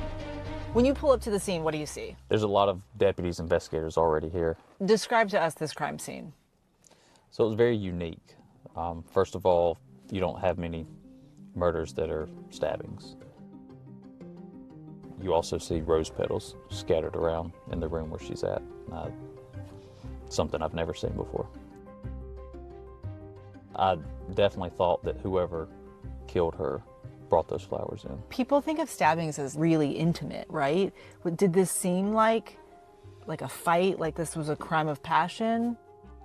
That was something that crossed our mind, especially with the rose petals on the ground. This was no ordinary murder because the nature of the crime was so close and personal, so brutal, that either somebody was really mad at this particular person or something went terribly wrong. Obviously, the first person that you want to talk to is the person that discovers the body. The fiancé of the person. He's definitely someone that we want to talk to quickly. What was he like?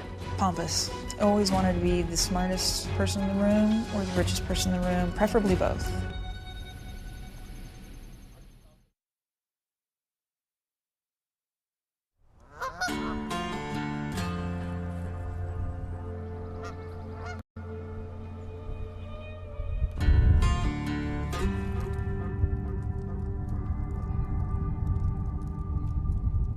This 5-bedroom ranch house was home for veterinary technician Christina Parcell, her 9-year-old daughter, and her sister Tina, who says October 13th, 2021 was a typical busy weekday morning.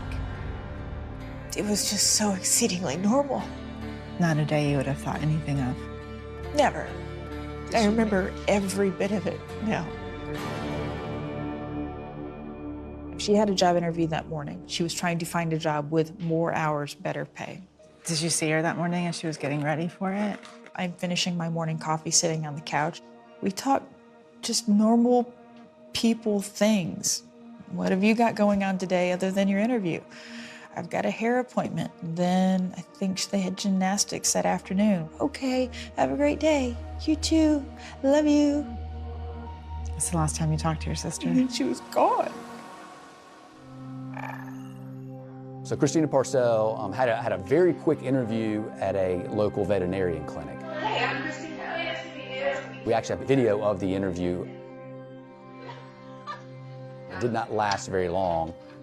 And she texted me, she felt good, it went well. It was, talk me through your qualifications, et cetera, et cetera. Very short.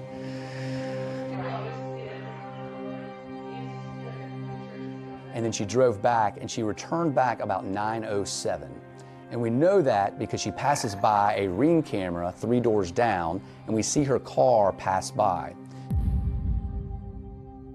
Meanwhile, Tina is at her office, 20 minutes away. I was at work, and my phone says, you have a voicemail. And it was post telling me there was an emergency at the house and I needed to come home.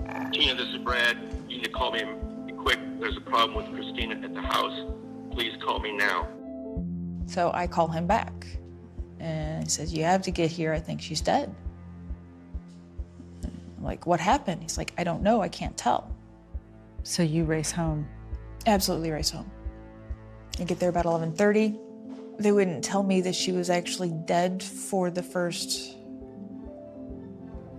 hour, maybe hour and a half. It's a tragic end to a sibling relationship that survived ups and downs, beginning with an incredibly close bond.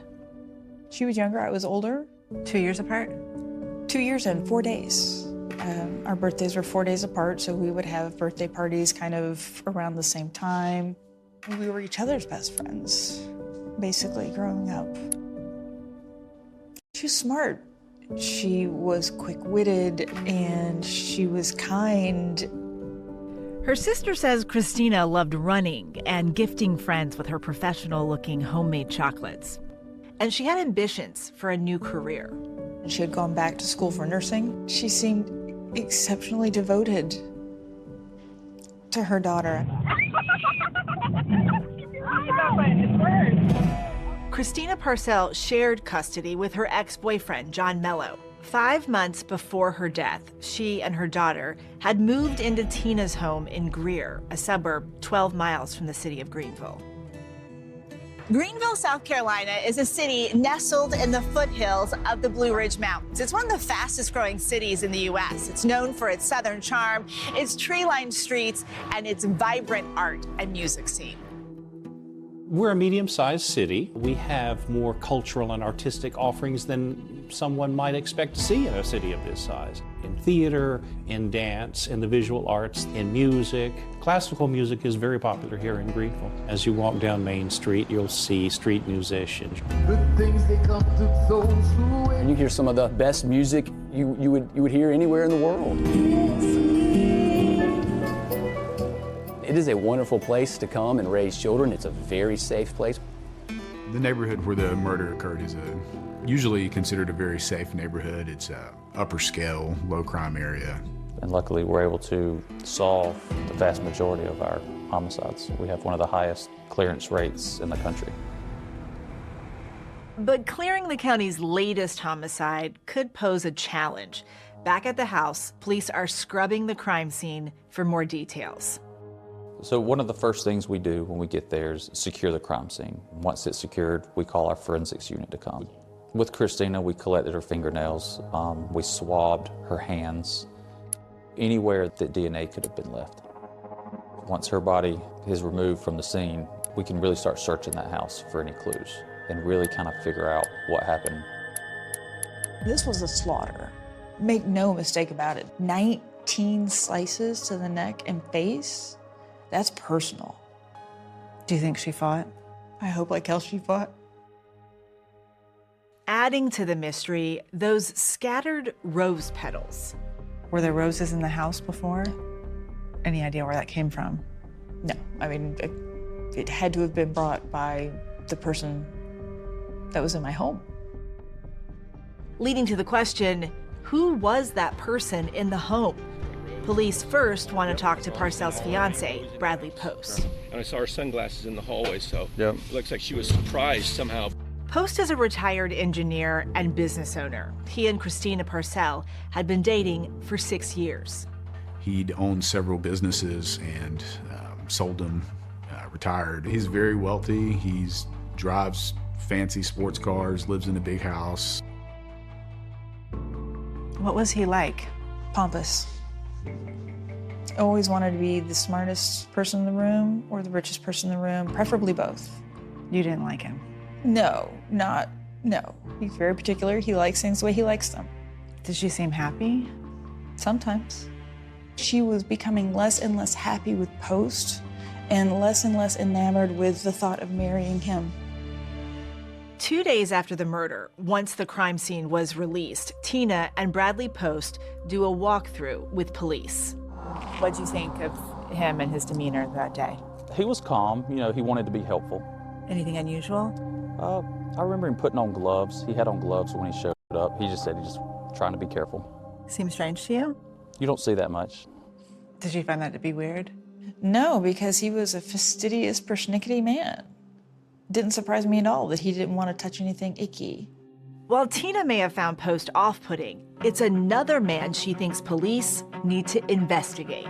I can only think of one person in the world that I would instantly think of would have interest in seeing my sister murdered. I'm telling you, person of interest will be John Mello. John Mello.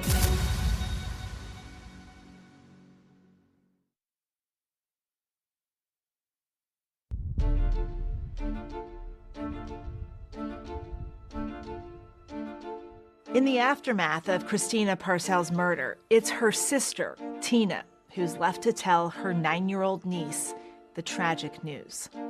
So you had to tell her that her mother was dead? Mm-hmm. She wailed.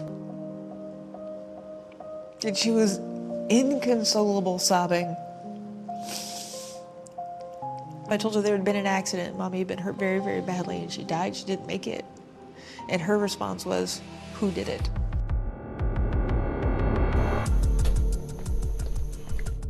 When police talked to Christina's fiance, Bradley Post, after the murder, Tell me about this other dude. he immediately brings up somebody he thinks should be a person of interest. So you asked him, do you know who would do this? Right, yeah. So I was like, do you know anybody that would be like our suspect in this or anything like that? I'm telling you, person of interest will be John Mello. And then he did mention John Mello's name at that point. There's been a custody battle. And what did he say about John Mello? It was her ex, and they were having some issues. With that, we started looking into John Mello.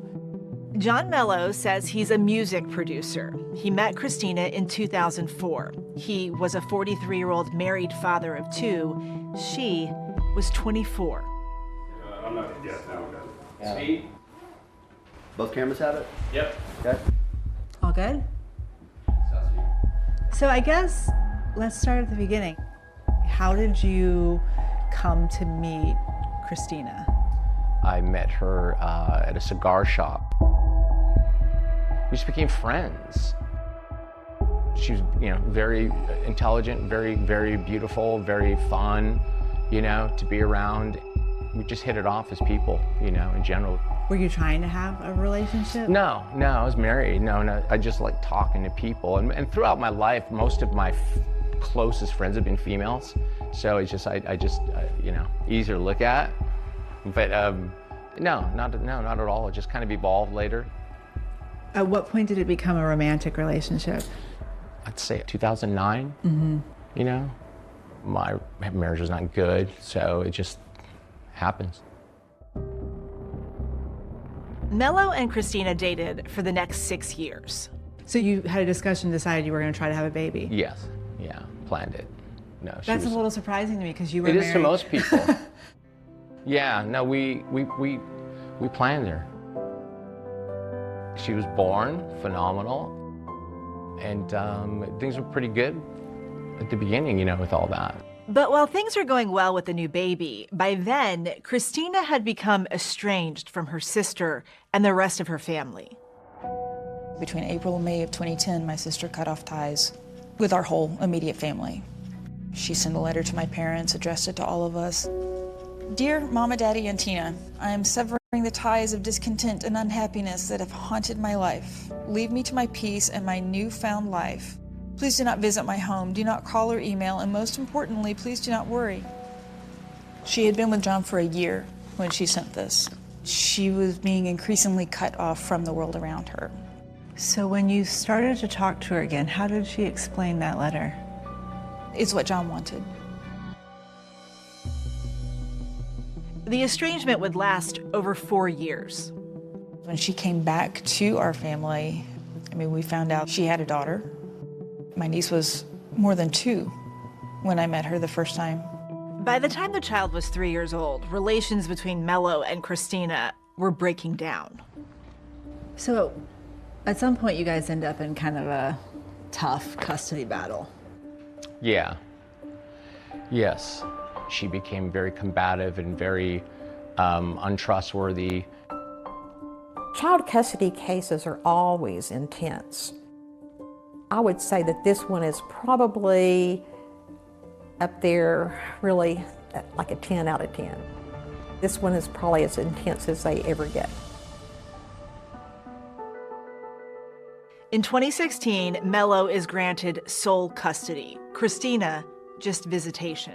In court documents, Mello describes what he calls her erratic behavior and lack of consistent visitation, while Christina says she's afraid of Mello and doesn't earn enough money to support her daughter. She basically relinquished primary custody to John Mello. In the years that follow, Mello repeatedly contacts law enforcement and the Department of Social Services about Christina, accusing her of prostitution, drug use, and even child sex abuse. 2018-ish, my daughter had come to me complaining about her mom and Brad Post. She said they made me sleep in the same bed with them and all these things. And I was just like, this is not right. So I went to the Greenville County Sheriff's Department and I filed a complaint. The investigators that handled those cases found no evidence to substantiate his claims. Law enforcement, DSS, couldn't verify any of the information. In the course of their custody battle, Mello is arrested and charged with stalking, and then harassment, accused of repeatedly making unfounded accusations against Christina. Both charges are ultimately dismissed. John Mello, I can tell you that a lot of people at the sheriff's office knew who he was, and he was just difficult to deal with. He would always make crazy allegations, and then when you wouldn't take him serious, he would get angry. It's 2018 when attorney Maggie Bailey gets a visit from Christina. She came into my office to ask about possibly representing her to help her get expanded visitation with her child. She wanted to have more overnights with the child and to be able to be a regular mother. We were successful and she obtained more visitation. She would do her visit weekends in my apartment. I got specifically a 3-bedroom apartment so she and my niece could stay with me and we could spend time together, go to the pool, go to the playground. She would tell me how much she enjoyed once her time got expanded, how wonderful it was to be able to have her child overnight and spend time with her. But then, in October 2020, the custody fight takes another explosive and, for Christina, terrifying turn. It was time for her visit weekend, and John said, "We won't be back in time. I'll call you when I know more." His message reads, "We are out of the country, phone not working.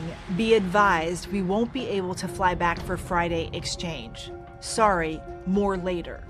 She'd gone by John Mello's house, she'd tried to text him, she'd tried to email him, she'd tried to call him. My sister reached out to the elementary school and found out John had withdrawn her from Greenville County School System. She messages Mello, "Please tell me anything you can about where our daughter is. I'm scared." She had no idea where John Mello and her daughter had gone. She was in tears because she was like, he's taken her, I don't know where he's gone, and I may never see my daughter again.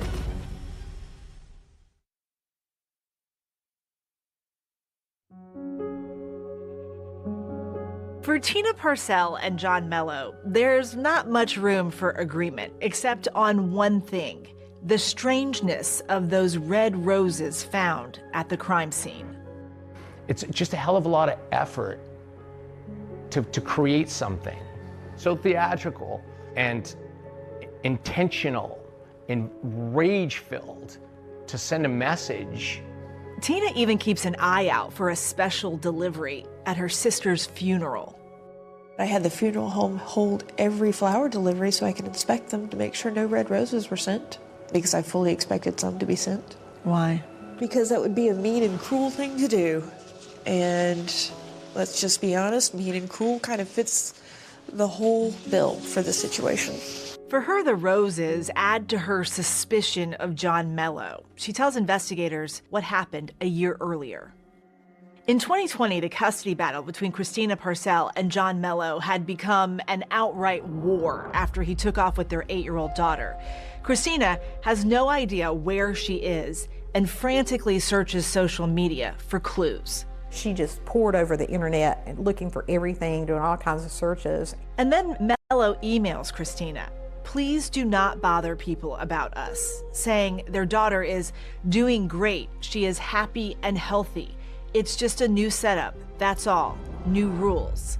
Christina had no idea where her daughter or John was. She didn't know if they were in the United States or overseas. The first clue that she got was a picture that he had posted, and it was in kind of like a courtyard. It's surrounded by buildings, and you could tell that on the building that it was in Italy. You know, she had to blow that picture up in order to try to figure out what the sign said. John Mello took her child to Italy without any communication to Christina about their intentions. He and Christina's daughter moved to Italy permanently. She was inconsolable. She couldn't sleep, she couldn't eat. She called county police, she called the FBI, she called the State Department. Mello claims he took their daughter to Italy to protect her from her mother. I have great fear for my daughter's safety, and I always have. So why do you think I left the country? That's why you took her and you went to Italy, because you were scared for her. Yes. I have watched her entire life, her mother be a horrific human being, provided evidence to everybody. And some people believe it, some people don't. So when you went to Italy with your daughter, did you think that you were breaking any laws? Absolutely not. I made certain that my custody order was written in such a way that there were no restrictions, that I do not have to have permission to leave, that the mother just has absolutely no custody. While Christina Parcell did not have full custody, she had visitation rights. She decided to attempt to get her child back through the Hague Convention. So the Hague Convention governs international child custody disputes. You went to Italy with your sister to get your niece. She found out they scheduled a hearing at essentially the equivalent of family court in Italy. And I asked her, "Do you want me to go with you?" And she said yes. So I instantly bought us 2 round-trip tickets. This is video from their hotel room from the day before the hearing. Christina is on the bed. She went to Italy twice. It was the second time that the authorities in Italy handed her daughter to her and told her to take her back to the United States. The court rules that Mello violated Christina's custody rights, even if limited, and acted against their daughter's interest. It's a victory for Christina, 6 months after Mello took their daughter out of the country. The family court in Venice, I'm not trying to sound the way it's going to sound, but they were all women. And her mom came and put on a very good show with the tears and the whole thing. And then they decided to let her go that night.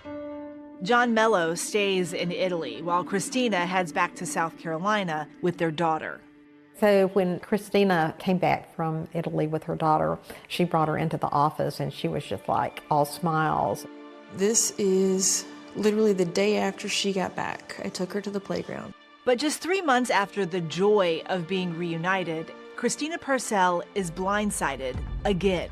I walked into my office one morning and my paralegal was opening the mail and she goes, "Look at this picture," and it was a nude picture of Christina.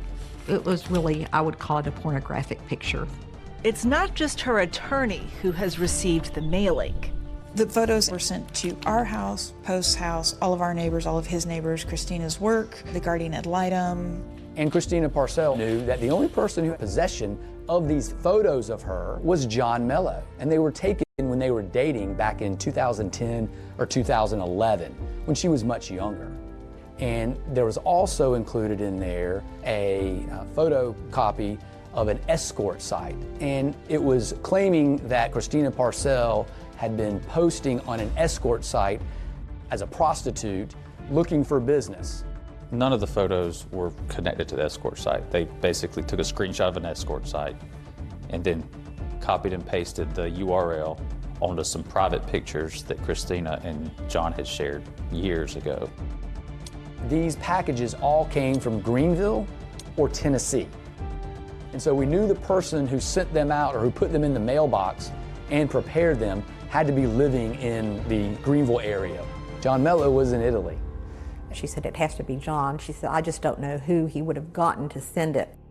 John Mello says he didn't arrange for the mailings to be sent out. Did you have those images mailed? No, I did not. No, I had them from years back. And of course, my intention was when I get to the States in this custody case, judge needs to see her background. If you're in a custody case and you have photographic and internet evidence that the person in the custody case with you is prostituting online, you want the judge to see that. Yeah, I would absolutely was going to use that. There was no evidence that suggested that Christina was a prostitute or drug dealer or escort. 2.5 months after the mailings were sent, Christina Parcell is murdered. But it turns out the man so many people seem to suspect could not have been the killer. Where were you when Christina was murdered? Italy. Yeah, I was in Italy. Did you have anything to do with it? No, of course not. No, it's not my style. You know what I mean? No. We still were looking at Mr. Mello and people that he knew, but we did know that he's not the person that walked in the front door and killed Christina. And then a huge turning point in the case, thanks to a neighbor's Ring camera. Rarely do you ever get to see the bad guy walk through the front door before he engages in a horrific murder. And a shocking arrest, but it's not what you think. We were dumbfounded.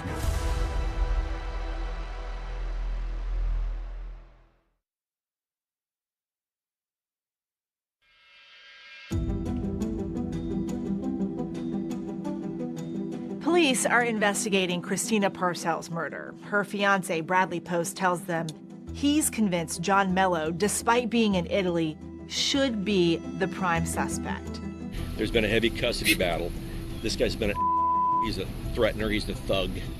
Although authorities have their suspicions about Bradley Post himself, their investigation seems to be pointing away from him. Bradley Post was extremely cooperative. And when was the last time you spoke with her? Hold on, I'll tell you exactly. He said that he spoke with Christina that morning. Last time I talked to her was 8:15 a.m. Outgoing call, 10 minutes. She was on her way for a job interview. That they texted, and then he attempted to call her with no answer, which is the reason that he came to the house. And by looking at his phone, as well as Christina's phone, we were able to confirm that he was in fact telling the truth. Because normally when she leaves somewhere, she'll send me a text with I'm on my way back. Right. And I didn't hear from her. In addition, the way that he was dressed and the way he appeared in pristine condition, freshly showered, in a sports coat, a white shirt, slacks, not somebody that had just committed a horrific murder. Even though he expresses some nervousness, Post continues to work with police. But at this point, I'm getting worried about where we are. I really don't know if I want to comment more. I want to help you, but if this is what I think it is, that's fine. But then investigators stumble upon what they claim is evidence of an entirely different crime. Okay. Bradley Post agreed to allow us to look at his phone. He signed a consent form, a waiver. He gave us his password. We weren't expecting to find anything, but while reviewing his phone, we found some material that resulted in him being arrested for criminal sexual conduct with a minor. An upstate man facing several charges of sexual exploitation with a minor will remain behind bars. Investigators say they found sexually explicit images of children in Post's possession. According to court documents, Post had a high volume of child pornography on his phone and electronic devices. He has not yet entered a formal plea to those charges. I was personally dumbfounded. I couldn't believe that he just handed over that evidence. For these alleged crimes, he could spend the rest of his life in prison. So although Bradley Post is now facing some serious charges, police still don't think he's the person who killed Christina Parcell. And they now have a critical clue in the hunt for who did. As you start to go looking for evidence, what's the first thing that you do outside of the home? Cameras. Cameras. We look for cameras, yes. So where were the first cameras that you found? Well, the first camera was actually right here behind you. There's a Ring doorbell camera. The camera is from the house directly across the street from where Christina Parcell lived. And so you get that camera. What do you see on that camera? So that camera, it shows a person walking up the steps and going into the house. We were extremely lucky. The Ring camera across the street was highly sensitive to cars driving by, and a white Ford Explorer drove by at the exact moment that the individual was walking up the stairs and through the front door of the house at exactly 9:15. So if that vehicle hadn't driven by at that moment, you wouldn't have seen who walked in the house? That's right. We were able to enhance the video. You can actually see the gray sweatshirt, the black pants, the build of the individual, an individual walking up through the front door, getting ready to commit a horrific murder. We continued canvassing the whole neighborhood and came across some cameras that showed someone wearing the same type clothing, same stature, leaving the area. The next evidence we have of this individual is a Ring camera down the street, and it shows an individual on a black bike dressed in a black sweatshirt, black pants, with a N95 mask over their face, leaving on the bike at exactly 9:27. We believe that the suspect was in that house for about 12 minutes. Then at 9:28, we see the same individual passing a house in the exact same clothes on a black bike. They were wearing dark clothes. It was a nice day that day. Long sleeves, pants. It's just odd. And it was our first real clue. The Ring camera offers another important development. While investigators don't know who the mysterious man is, they are now confident of who it isn't. After we found the cameras in the neighborhood, Bradley Post was ruled out. The build wasn't the same. It was pretty obvious that Bradley Post's stature does not match the stature of the person that went into that house. We were able to determine that Bradley Post could not have committed this crime. The next order of business, finding the man on the bike. So finding the person on the bicycle was a tall order.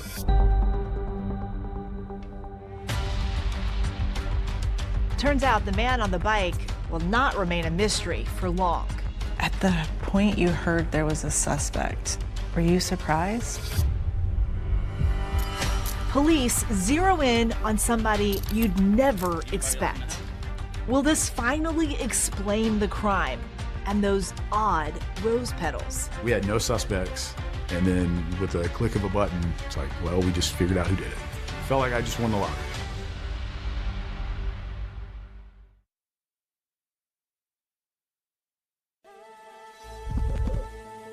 The rose petal case was just a wild ride. So many twists and turns. The manifestation of hate wrought upon a physical body. We still felt with the child custody dispute, there's motive.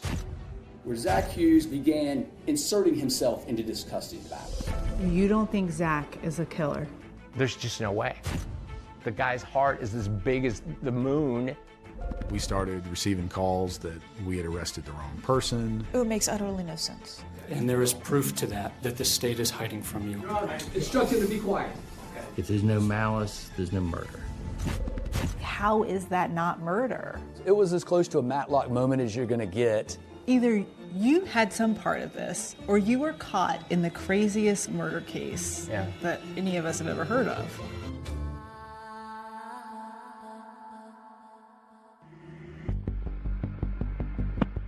Graceville County 911 was your emergency. I just walked in, my fiance said, it looks like she's bled out on the floor. Is she breathing?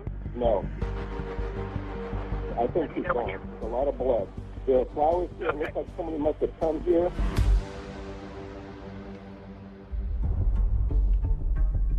After Christina Parcell is stabbed to death in the house she shares with her 9-year-old daughter and her sister Tina, investigators piece together camera footage from around their neighborhood that provides critical details about the person who did it. The Ring camera across the street that caught the suspect going into the house was huge. Our immediate suspects were Bradley Post, because he was Christina's fiance and found her deceased, and John Mello, because they had a previous relationship and had a child together.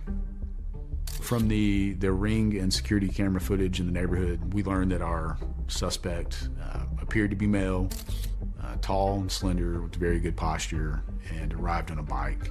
It was pretty obvious that Bradley Post's stature does not match the stature of the person that went into that house.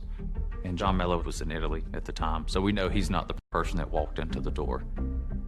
With Bradley Post and John Mello ruled out as the killer, investigators are working overtime to figure out who the man on the bike is. We had been working, I don't even know how many hours a day. We had no suspects. Everywhere we were turning, we were just running into dead ends. Given John Mello's solid alibi, investigators decide to dig a little deeper into his circle of friends and acquaintances. We still felt like we need to talk to people that know him. Why?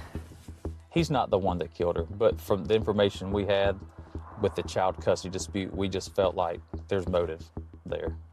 We learned that an individual named Michael Manigault worked for John Mello and would clean his house. So we found Mr. Manigault and we spoke with him. Like Bradley Post, Michael Manigault does not match the Ring camera footage of the man recorded entering the Parcell house. When we were able to blow up the footage, we were able to tell the person we were looking for was white. Mr. Manigault is African-American. But when investigators ask Manigault what he knows about Christina's death, he gives them a new name.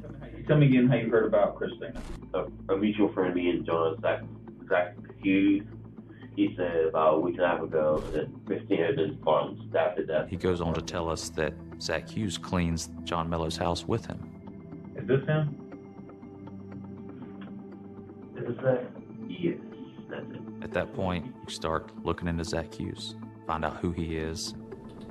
Master Deputy Wolf, he did just a basic internet search. There's YouTube video of Zachary Hughes. The videos are from a virtual concert series Hughes did with a local museum and posted on his YouTube channel.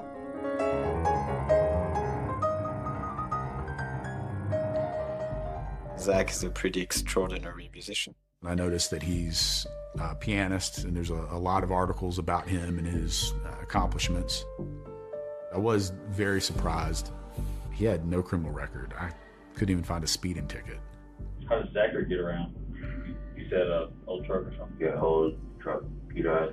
He picks me up on some. Once I have his name, I can pull up every vehicle you have with your license plate within 10 minutes. We're able to learn that he in fact owned a gold Ford truck. Investigators discover a crucial clue not far from downtown Greenville. If you look up there, you'll see a camera. That's called a flock camera. It's an automated license plate reader that alerts law enforcement if a wanted vehicle is detected. A little after 2 p.m. on the day of Christina's murder, there's a picture of his vehicle coming into the downtown area with a black bike in the bed of his truck. And that bike matched the exact description of the bike that we had on the Ring cameras of the individual leaving the Canebrake neighborhood. The handlebars were the same, the brakes were in the exact same place, the frame was the same. Felt like I just won the lottery. With all that information, we really honed in on Zachary Hughes as our main suspect.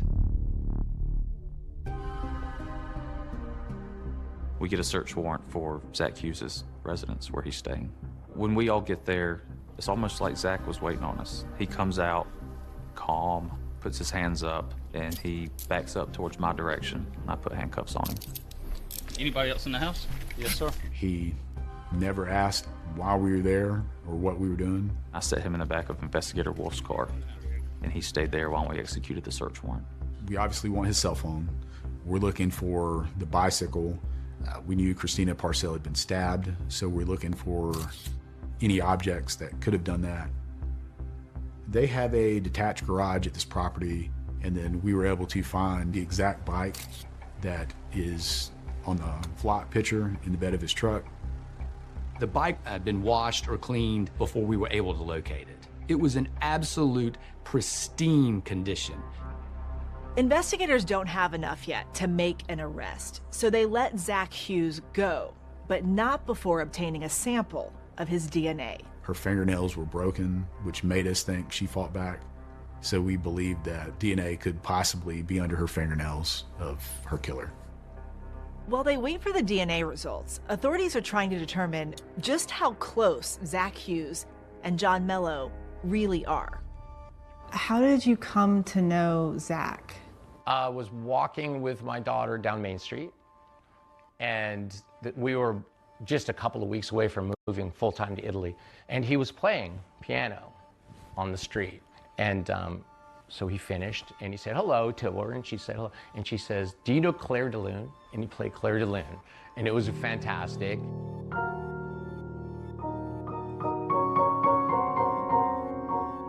And then days later, he was in a different location by Falls Park playing, and we chatted quite a while and exchanged contact information, and that was it. And then we left, not long after that. Mello says that once he takes his daughter to Italy, he loses touch with Hughes for a few months.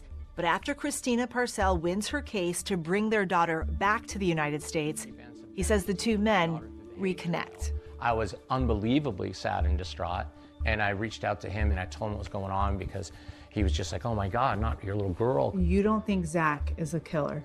There's just no way. The guy's heart is as big as the moon, and what would his motive be? Even while investigators are zeroing in on Hughes, prosecutor Walt Wilkins has the same question.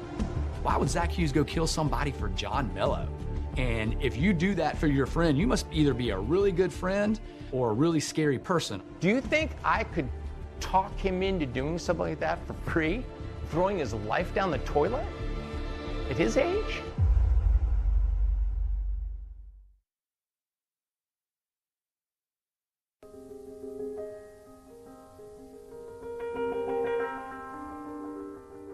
I don't know what to say about Zach. I love him. He's one of my best friends. Because I think he has the ability to become one of the greatest pianists of our century. Zach Hughes. You know, a lot of people don't know who he is and kind of what his background is. How did he end up in Greenville? He was born in California. When he was roughly 10, 11 years old, his family moved to Virginia on a small farm. They lived in Virginia until he was a teenager. Then they moved to the upstate of South Carolina. His parents could see an aptitude for music, so his dad bought him a piano at a yard sale for $300. And that's where he started. And over the course of his childhood, he just developed a passion for it, became very good at it. Like when you say good at it, like prodigy good? He consistently did things that were very extraordinary. He begins to compete in very prestigious music festivals.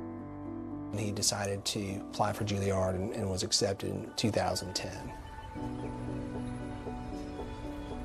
Juilliard is one of our most prestigious conservatories for musicians. To be received into the program suggests that a young artist is at the top of his or her game. I met Zach in 2011 at Juilliard, and very quickly we decided to build some projects, and he started playing my music. I always felt Zach treating everyone with this equal, profound kindness. He was devoted to his friend, devoted to his parents, devoted to everyone he was meeting, basically. In 2013, Zach came to Paris especially to premiere my first sonata, which was called Sonata Mystica at the Oratoire du Louvre, which is a rather famous place in Paris. And it was a huge success.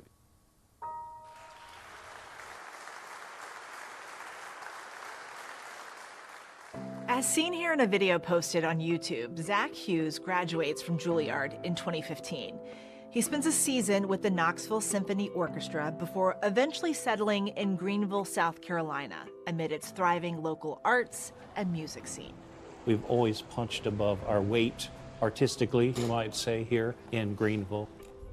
In 2020, someone had contacted me to tell me about this young pianist who was going to attempt a really ambitious project, playing all 32 of Beethoven's piano sonatas in the space of a year.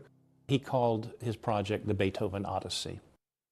Zach Hughes posted videos of the Beethoven Odyssey on his YouTube channel.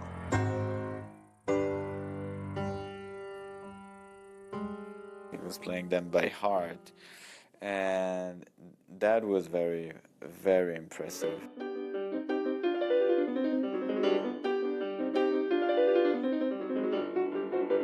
Together, they span 600 pages and more than 11 hours of music. I thought, based on his YouTube videos, as well as seeing him perform live and in person, that here was a young man with a very bright future ahead of him as a musician.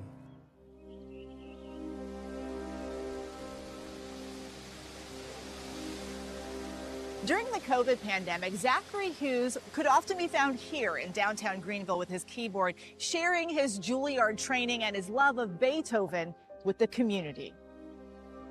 He started off doing some concerts live, but then when COVID hit, he was doing some busking down in downtown Greenville. And one day, a man walked up to him and asked if he would take a request. That man, of course, is John Mello, and this chance encounter is the start of their friendship. It was a pretty strong friendship from what I understood. It was in May of 2021. Zach actually goes to Italy to visit John Mello. What's that trip about? Mello said, why don't you recharge your batteries and just come over and visit. I go, come to Italy. I go, I got a recording. I could use you. So he came, and we rehearsed a lot and spent a lot of time together. He's just a really very well-educated, very articulate, very fun, kind person. And we just really hit it off. Cemented by the time in Italy, their connection continues when Zach Hughes returns home to South Carolina. Zach began doing yard work, just odds and ends around the house to help him out. Had he ever met Christina? Not once. How would he ever have an occasion to meet her? But investigators are starting to believe that Zach Hughes did, in fact, meet Christina Parcell on at least one occasion. And they say they've now got the evidence to prove it. The DNA results came back as Zach Hughes' DNA was under the fingernails of Christina Parcell. And so as a result, we were able to get a warrant for his arrest. And he makes the decision to turn himself in. Typically, the people that we deal with for murders, they don't wear suits, they're not pianists. For us, this is just all very unusual. He just sat there. He wasn't rude, but he just had no emotion. And then after that, we took him to our detention center and booked him. This man locked up tonight, charged with murder. We started receiving calls that we had arrested the wrong person. And at a bond hearing for Zach Hughes, the courtroom is packed with supporters insisting that he's not capable of murder. As a mother, I know him, and I have no doubt that Zach had any part of this. We were convinced that we had the correct person and that he just made everybody believe he was something that he wasn't.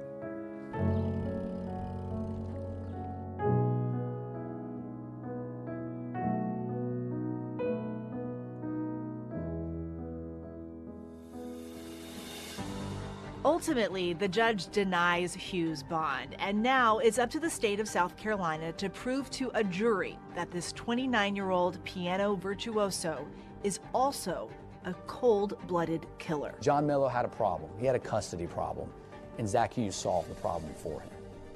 And prosecutors now think they have evidence implicating Mello in the murder. There was a text exchange between you and Zach where you asked him, how's the music research going? Right, yeah. On the day of the murder. On the day of the murder. It was two musicians discussing the music project.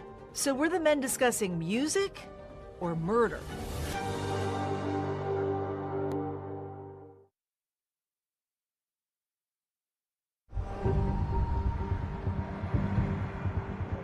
Three years after Christina Parcells' murder, Zachary Hughes' trial begins. Family and friends pile in here to the Greenville County Courthouse to see if this accomplished musician might also be a killer. We will now begin the trial. Stay. The state intends to prove that Zachary Hughes did in fact murder Christina Parcells. Typically in opening statements, you want to lay out a little bit of a roadmap for the jury. Christina Parcells had been going through a very tremendous child custody dispute with John Mello. Zach Hughes began inserting himself into this custody battle at the behest of John Mello. And the evidence will show that Zach Hughes is a cold-blooded killer. Your Honor, the state calls Bradley Post. One of the first witnesses to take the stand, clad in an orange jail jumpsuit, is Christina Parcells' fiance, Bradley Post. Prosecutors want to ask him about that morning. He found her dead. Good afternoon, Mr. Post. Where do you currently reside? Greenville County Detention Center. Prior to the start of the trial, the judge ruled that jurors would not be allowed to hear that investigators had allegedly found a high volume of child pornography on Post's electronic devices, or that he was facing charges of sexual exploitation of a minor. Child pornography is extremely prejudicial. I mean, nobody in America thinks that that's okay. But the purposes of us being there was to determine whether Zach Hughes murdered Christina Parcells. When you arrived, what did you do? I went to the front door and rang the doorbell. She didn't answer. I walked in through the back door. I saw her on her back. When you saw her on her back, was there a lot of blood around the room? Yes. The medical examiner testifies to just how violent the attack appeared to be. What jumped out at you in your findings? There were 35 sharp force injuries to Ms. Parcells. And then based on the appearances of the wounds, it is most consistent with the knife being used. The chipped thumb fingernail, something that really stood out to me on scene. Why does that stand out to you? Broken fingernails can be a sign that the person tried to defend themselves. Next, a court-appointed attorney for the child in the custody dispute takes the stand to address the conflict that prosecutors say is at the heart of this case. What findings did you make as to the lengths that Mr. Mello would go to get custody? He was very clear that there was nothing off limits. This was the worst case I've ever worked on as far as representing a child's interest. At the time of the murder, remember, John Mello was still in Italy, and that, prosecutors say, is why Mello needed Zach Hughes. When John Mello left for Italy, they began using WhatsApp to communicate with each other. After Christina Parcells was able to retrieve her child from Italy and return back to the United States, their communications increased by 10,000%. When we downloaded Mr. Hughes' phone, we obtained over 1,700 WhatsApp messages between Mr. Hughes and John Mello. But because Zach Hughes had deleted those encrypted WhatsApp messages before authorities got his phone, when they were able to retrieve them, they came back scrambled. The longer ones, obviously, we couldn't make sense out of, but some of the shorter ones, you can determine what they said. City States 184, you recognize that? Yes, sir. This is a message from John Mello. It says, harass of her 5142. We can thee out. I believe he's providing Christina's phone number, which ends in 5142. He's saying harass the out of her. When I spoke to John Mello prior to Zach Hughes' trial, he told me about sending this message. They had the text of me saying, you know, to Zach, oh, I got a private phone or something, or, you know, use it, harass whatever kind of thing. But his response was, no, I'm not going to get in trouble for you. But prosecutors argue at trial this is when John Mello convinced Zach Hughes to help him in that alleged campaign of harassment against Christina, sending those explicit photos from a supposed escort website. We were reviewing the Gmails of John Mello and Zachary Hughes. And inside there was an email that came from Mullen Investigations, which we believe to be John Mello, because we couldn't ever find Mullen Investigations, and included 2 of the photos of Christina Parcell in a state of undress that were found in those envelopes. The most significant communication between the 2 men, prosecutors say, was their last WhatsApp message sent just hours after Christina Parcell was killed. October 13th, 2021, that did research on music, how go. At 2:53 p.m., the message reads, phone over, tell you good, the owl. The question John Mello asked about how the music research was going, to me, I thought they were speaking in code for killing Christina. There was a text exchange between you and Zach where you asked him, how's the music research going? Right, yeah. On the day of the murder. And some people think that could be code for how did the murder go? Okay, yeah, I know that's what they're thinking. It was 2 musicians discussing the music project he was working on. It's simple as that. That's what it is. The prosecutors have one more damning piece of evidence against Hughes to put before the jury. The cherry on top was the DNA evidence. Zach Hughes had no business being in Christina Parcell's house that day.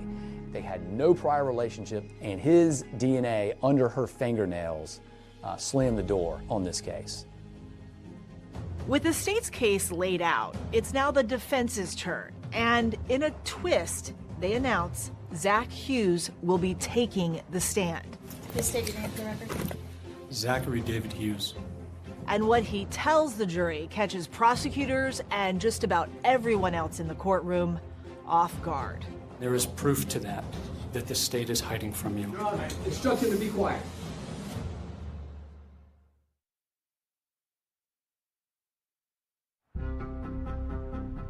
Why did you feel like it was important for you to be there? Part of me feels like by being there every day, every minute of this trial, maybe she got to be there too.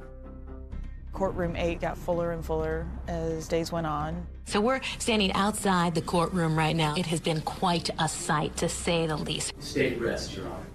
Good morning, ladies and gentlemen. Now it's our turn.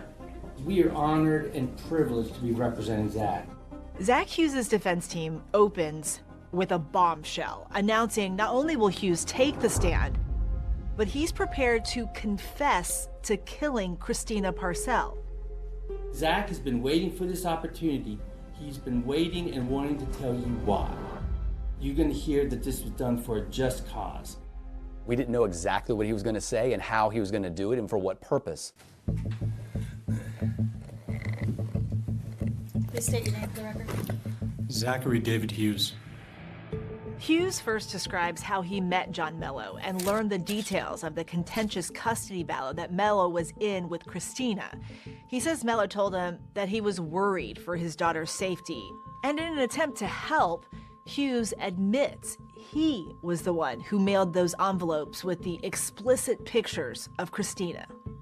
You sent multiple mailers beginning in June and going into July of 2021, is that correct?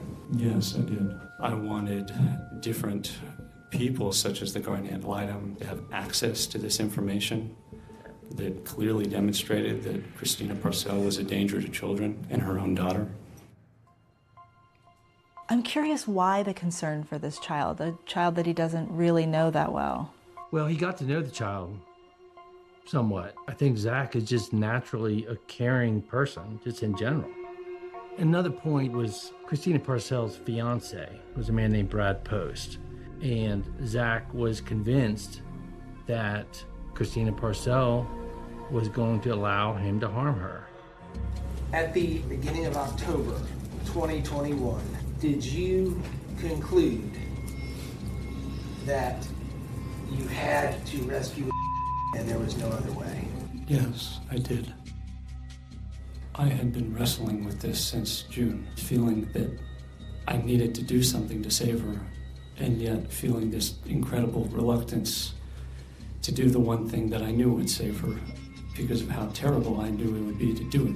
It's extremely rare for a defendant to get up there and admit to killing somebody in cold blood, almost as if he was doing something for the sake of humanity. I had prayed like I'd never prayed before. He testified it was something he just felt like he had to do to protect that child, but every fiber of his being was fighting him.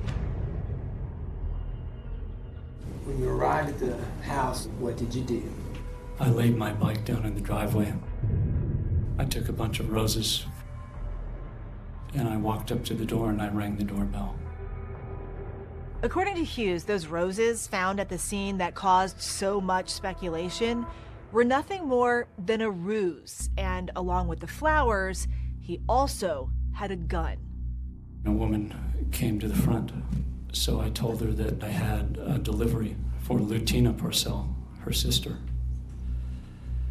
And she told me that Lutina wasn't home. So I handed her the roses, and I took the revolver out and I pointed it at her, and I told her to be quiet and to go back into the house. She began to try to fight back, and during this period of time, the roses had dropped and the petals and stems had scattered. So I pulled out the knife I was wearing, and it just kept striking her until finally we fell on the floor, and I stopped striking her when she stopped struggling. Zach Hughes says that he knew he didn't have time to clean up all of the now scattered rose petals. And I looked in a mirror before I left, and I saw that she had scratched my face in the struggle. And of course I realized that this could leave DNA. So I used the paint thinner to try to clean her hands. I do smell something. The paint thinner Hughes brought with him explains that odd smell the responding officer noticed. That's true. But even after his detailed testimony, Zach Hughes' defense attorneys insist that he is not guilty of murder. Murder is defined in South Carolina as the killing of another with malice aforethought. Malice is defined as having a dark heart, a wicked and depraved heart. Zach did this without malice. If there's no malice, there's no murder. He planned this. He had a gun and a knife. He basically lied to get into the home, and then he stabbed this woman. How is that not murder? It's very important to understand the motive. The entire motive behind what he did was to save this child, period. And the defense had argued that there were serious abuse allegations against Christina Parcell herself, and that jurors should hear them. The judge ruled those accusations were irrelevant and inadmissible, but that didn't stop Zach Hughes from repeatedly making them during his testimony. As soon as I left the house, I felt the most enormous wave of relief wash over me, because I knew from that moment on to be safe from the sexual abuse that her mother was perpetrating on her. And there is proof to that the state is hiding from you. Your Honor, instruct him to be quiet. Okay, you need to stop talking. That was his third sort of outburst, I believe, which I was able to strike from the record. We don't know the circumstances surrounding Christina Parcell and her child and their relationship with Brad Post. And as far as this case is concerned, it does not matter. Assuming it's all true, Christina Parcell doesn't deserve to die the way that she did. Investigators say it's also important to note that nobody knew of the allegations against Bradley Post until his arrest after Christina Parcell's murder. Zach had never met Christina. The only thing that Zach knew about Christina was what he got from John Mello. We found no evidence that Zachary Hughes knew anything about Bradley Post's alleged behavior prior to the murder.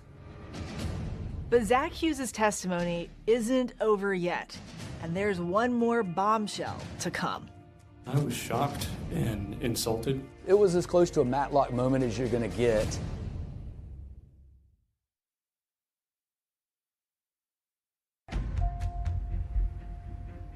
In this Greenville County Courthouse, classical pianist Zach Hughes has a rapt audience as he takes jurors step by step through how he says he killed Christina Parcell. Did you take Christina Parcell's life? Yes. He made me think he just rehearsed it all, which he is a performer. I felt like he was trying to put on a performance. So I just kept striking. And if a confession from the witness stand wasn't shocking enough, Hughes drops another bombshell, testifying that his friend and Christina Parcell's ex, John Mello, offered to pay him on 2 separate occasions to kill her. He asked me, would I be willing to kill Christina Parcell for $10,000? It was as close to a Matlock moment as you're going to get. I told him, John, there's no amount of money that would ever tempt me to do something like this. The only way I would ever consider taking action like this is if I was absolutely convinced that his daughter was not only in danger, but that the only way to rescue her from that danger would be to take Christina Parcell's life. We reached out to John Mello about these allegations right after Zach Hughes' testimony, and he told us, quote, "It never happened." I was incredulous to the absurdity of his statements, that he is going to sit there and decide when somebody gets to live or somebody gets to die based on his own personal judgments. That is absolutely absurd. Before he made the decision to do this, did he have any physical proof that this child was in harm's way? So I would say he did. He knew it with the information he had received from John Mello, with the documents he had received. Zach Hughes says he also had the chance to see Christina's daughter while he was visiting John Mello in Italy, and Mello spoke to her over Zoom. He said that he could notice a profound change in her demeanor. The light went out of her eyes. So there were other things like that that corroborated what he believed. Now, after a full day of testimony, it's the prosecutor's turn to question Zach Hughes. This is the opportunity of a lifetime for a prosecutor. I have the ability to cross-examine a confessed murderer, but you have to understand the position that I was in. Zachary Hughes was stating things on his direct examination that he was ordered by the court not to say. The battle in his mind was telling this jury information that they had no business hearing. And so I came up with a strategic decision to ask one question. Mr. Hughes, when you dragged Christina Parcell across the floor of the front room where you killed her, did you drag her by her arm or by her ankle? I don't remember for certain, but I think by the ankle.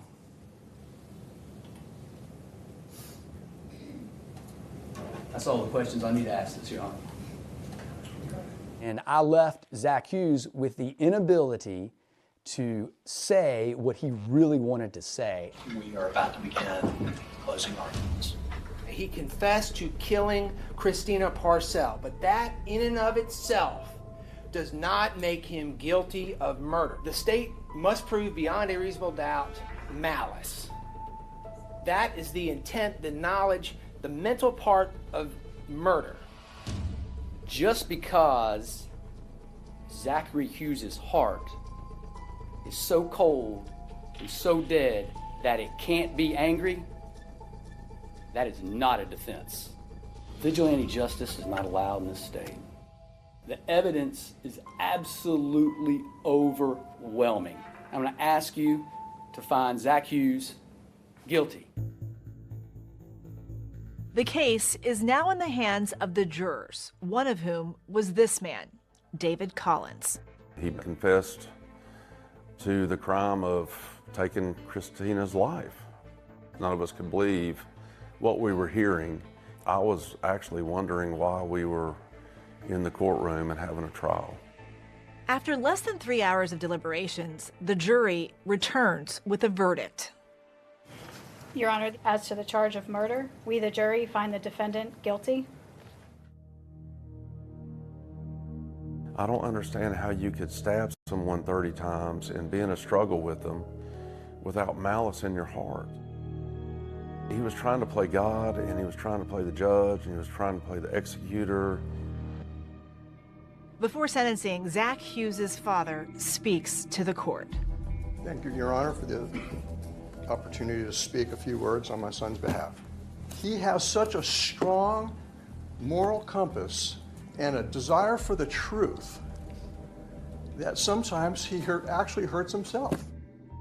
I love my son. I'm proud of my son. Thank you, Your Honor. Zachary David Hughes, you're to be committed to the State Department of Corrections for life. The question now, will John Mello be the next person charged in this case? Are you worried they're going to arrest you in connection with this murder?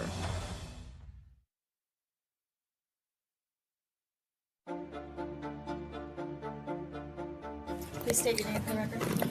Zachary David Hughes. Zach Hughes' unexpected courtroom testimony has now put the spotlight back on John Mello, prompting investigators to take action. We discussed all the evidence we had against John Mello already, and then with Mr. Hughes' new statements, we believed there was enough to move forward with charges. John Mello is charged with solicitation to commit a felony and accessory before the fact of murder. Based on the nature of these charges and the situation involved in this case, I am going to no bond you.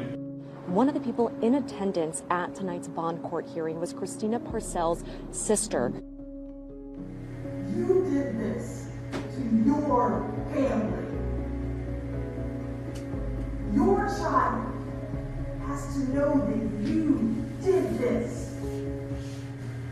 When I sat down with John Mello before Zach Hughes' trial, I asked him about the allegations swirling around him that he was somehow involved in this murder. Are you worried they're going to arrest you in connection with this murder? 2 years I've been here, did everything, DNA, fingerprints, you know, they talked about the telephone and the messages and what, there's nothing there. But either you had some part of this, or you were caught in the craziest murder case that any of us have ever heard of. Yeah, yeah, that's it. I'm caught up in it. All I did was try to do the right thing. Did you have anything at all to do with the murder of Christina Parcells? No, absolutely not. No. We reached out to John Mello's attorney, but he declined to answer our questions and says he looks forward to his day in court.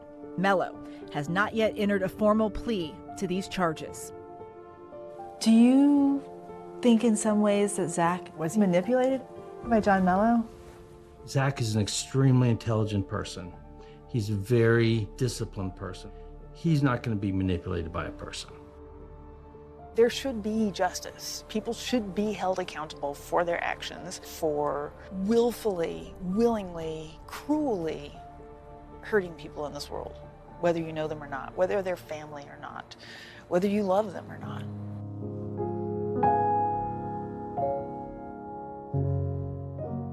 My lasting impression of this case is it was tragic. It was a heinous crime. It didn't have to happen. And at the center of this tragedy, an innocent little girl left without her mother. Christina's daughter has been temporarily placed with friends of John Mello upon his request, following a family court ruling. Her Aunt Tina is currently fighting for custody of her. Your niece. What do you want for her? The same thing I've always wanted for her. My job is for her to be safe, healthy, and happy, specifically in that order. She deserves better than this.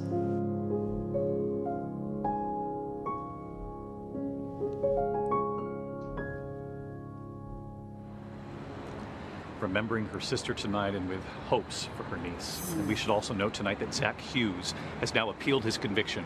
And David, as for John Mello and Bradley Post, both men remain in jail awaiting trials. That's our program for tonight. Thanks so much for watching. I'm Deborah Roberts. And I'm David Muir from all of us here at 2020 and ABC News. Good night.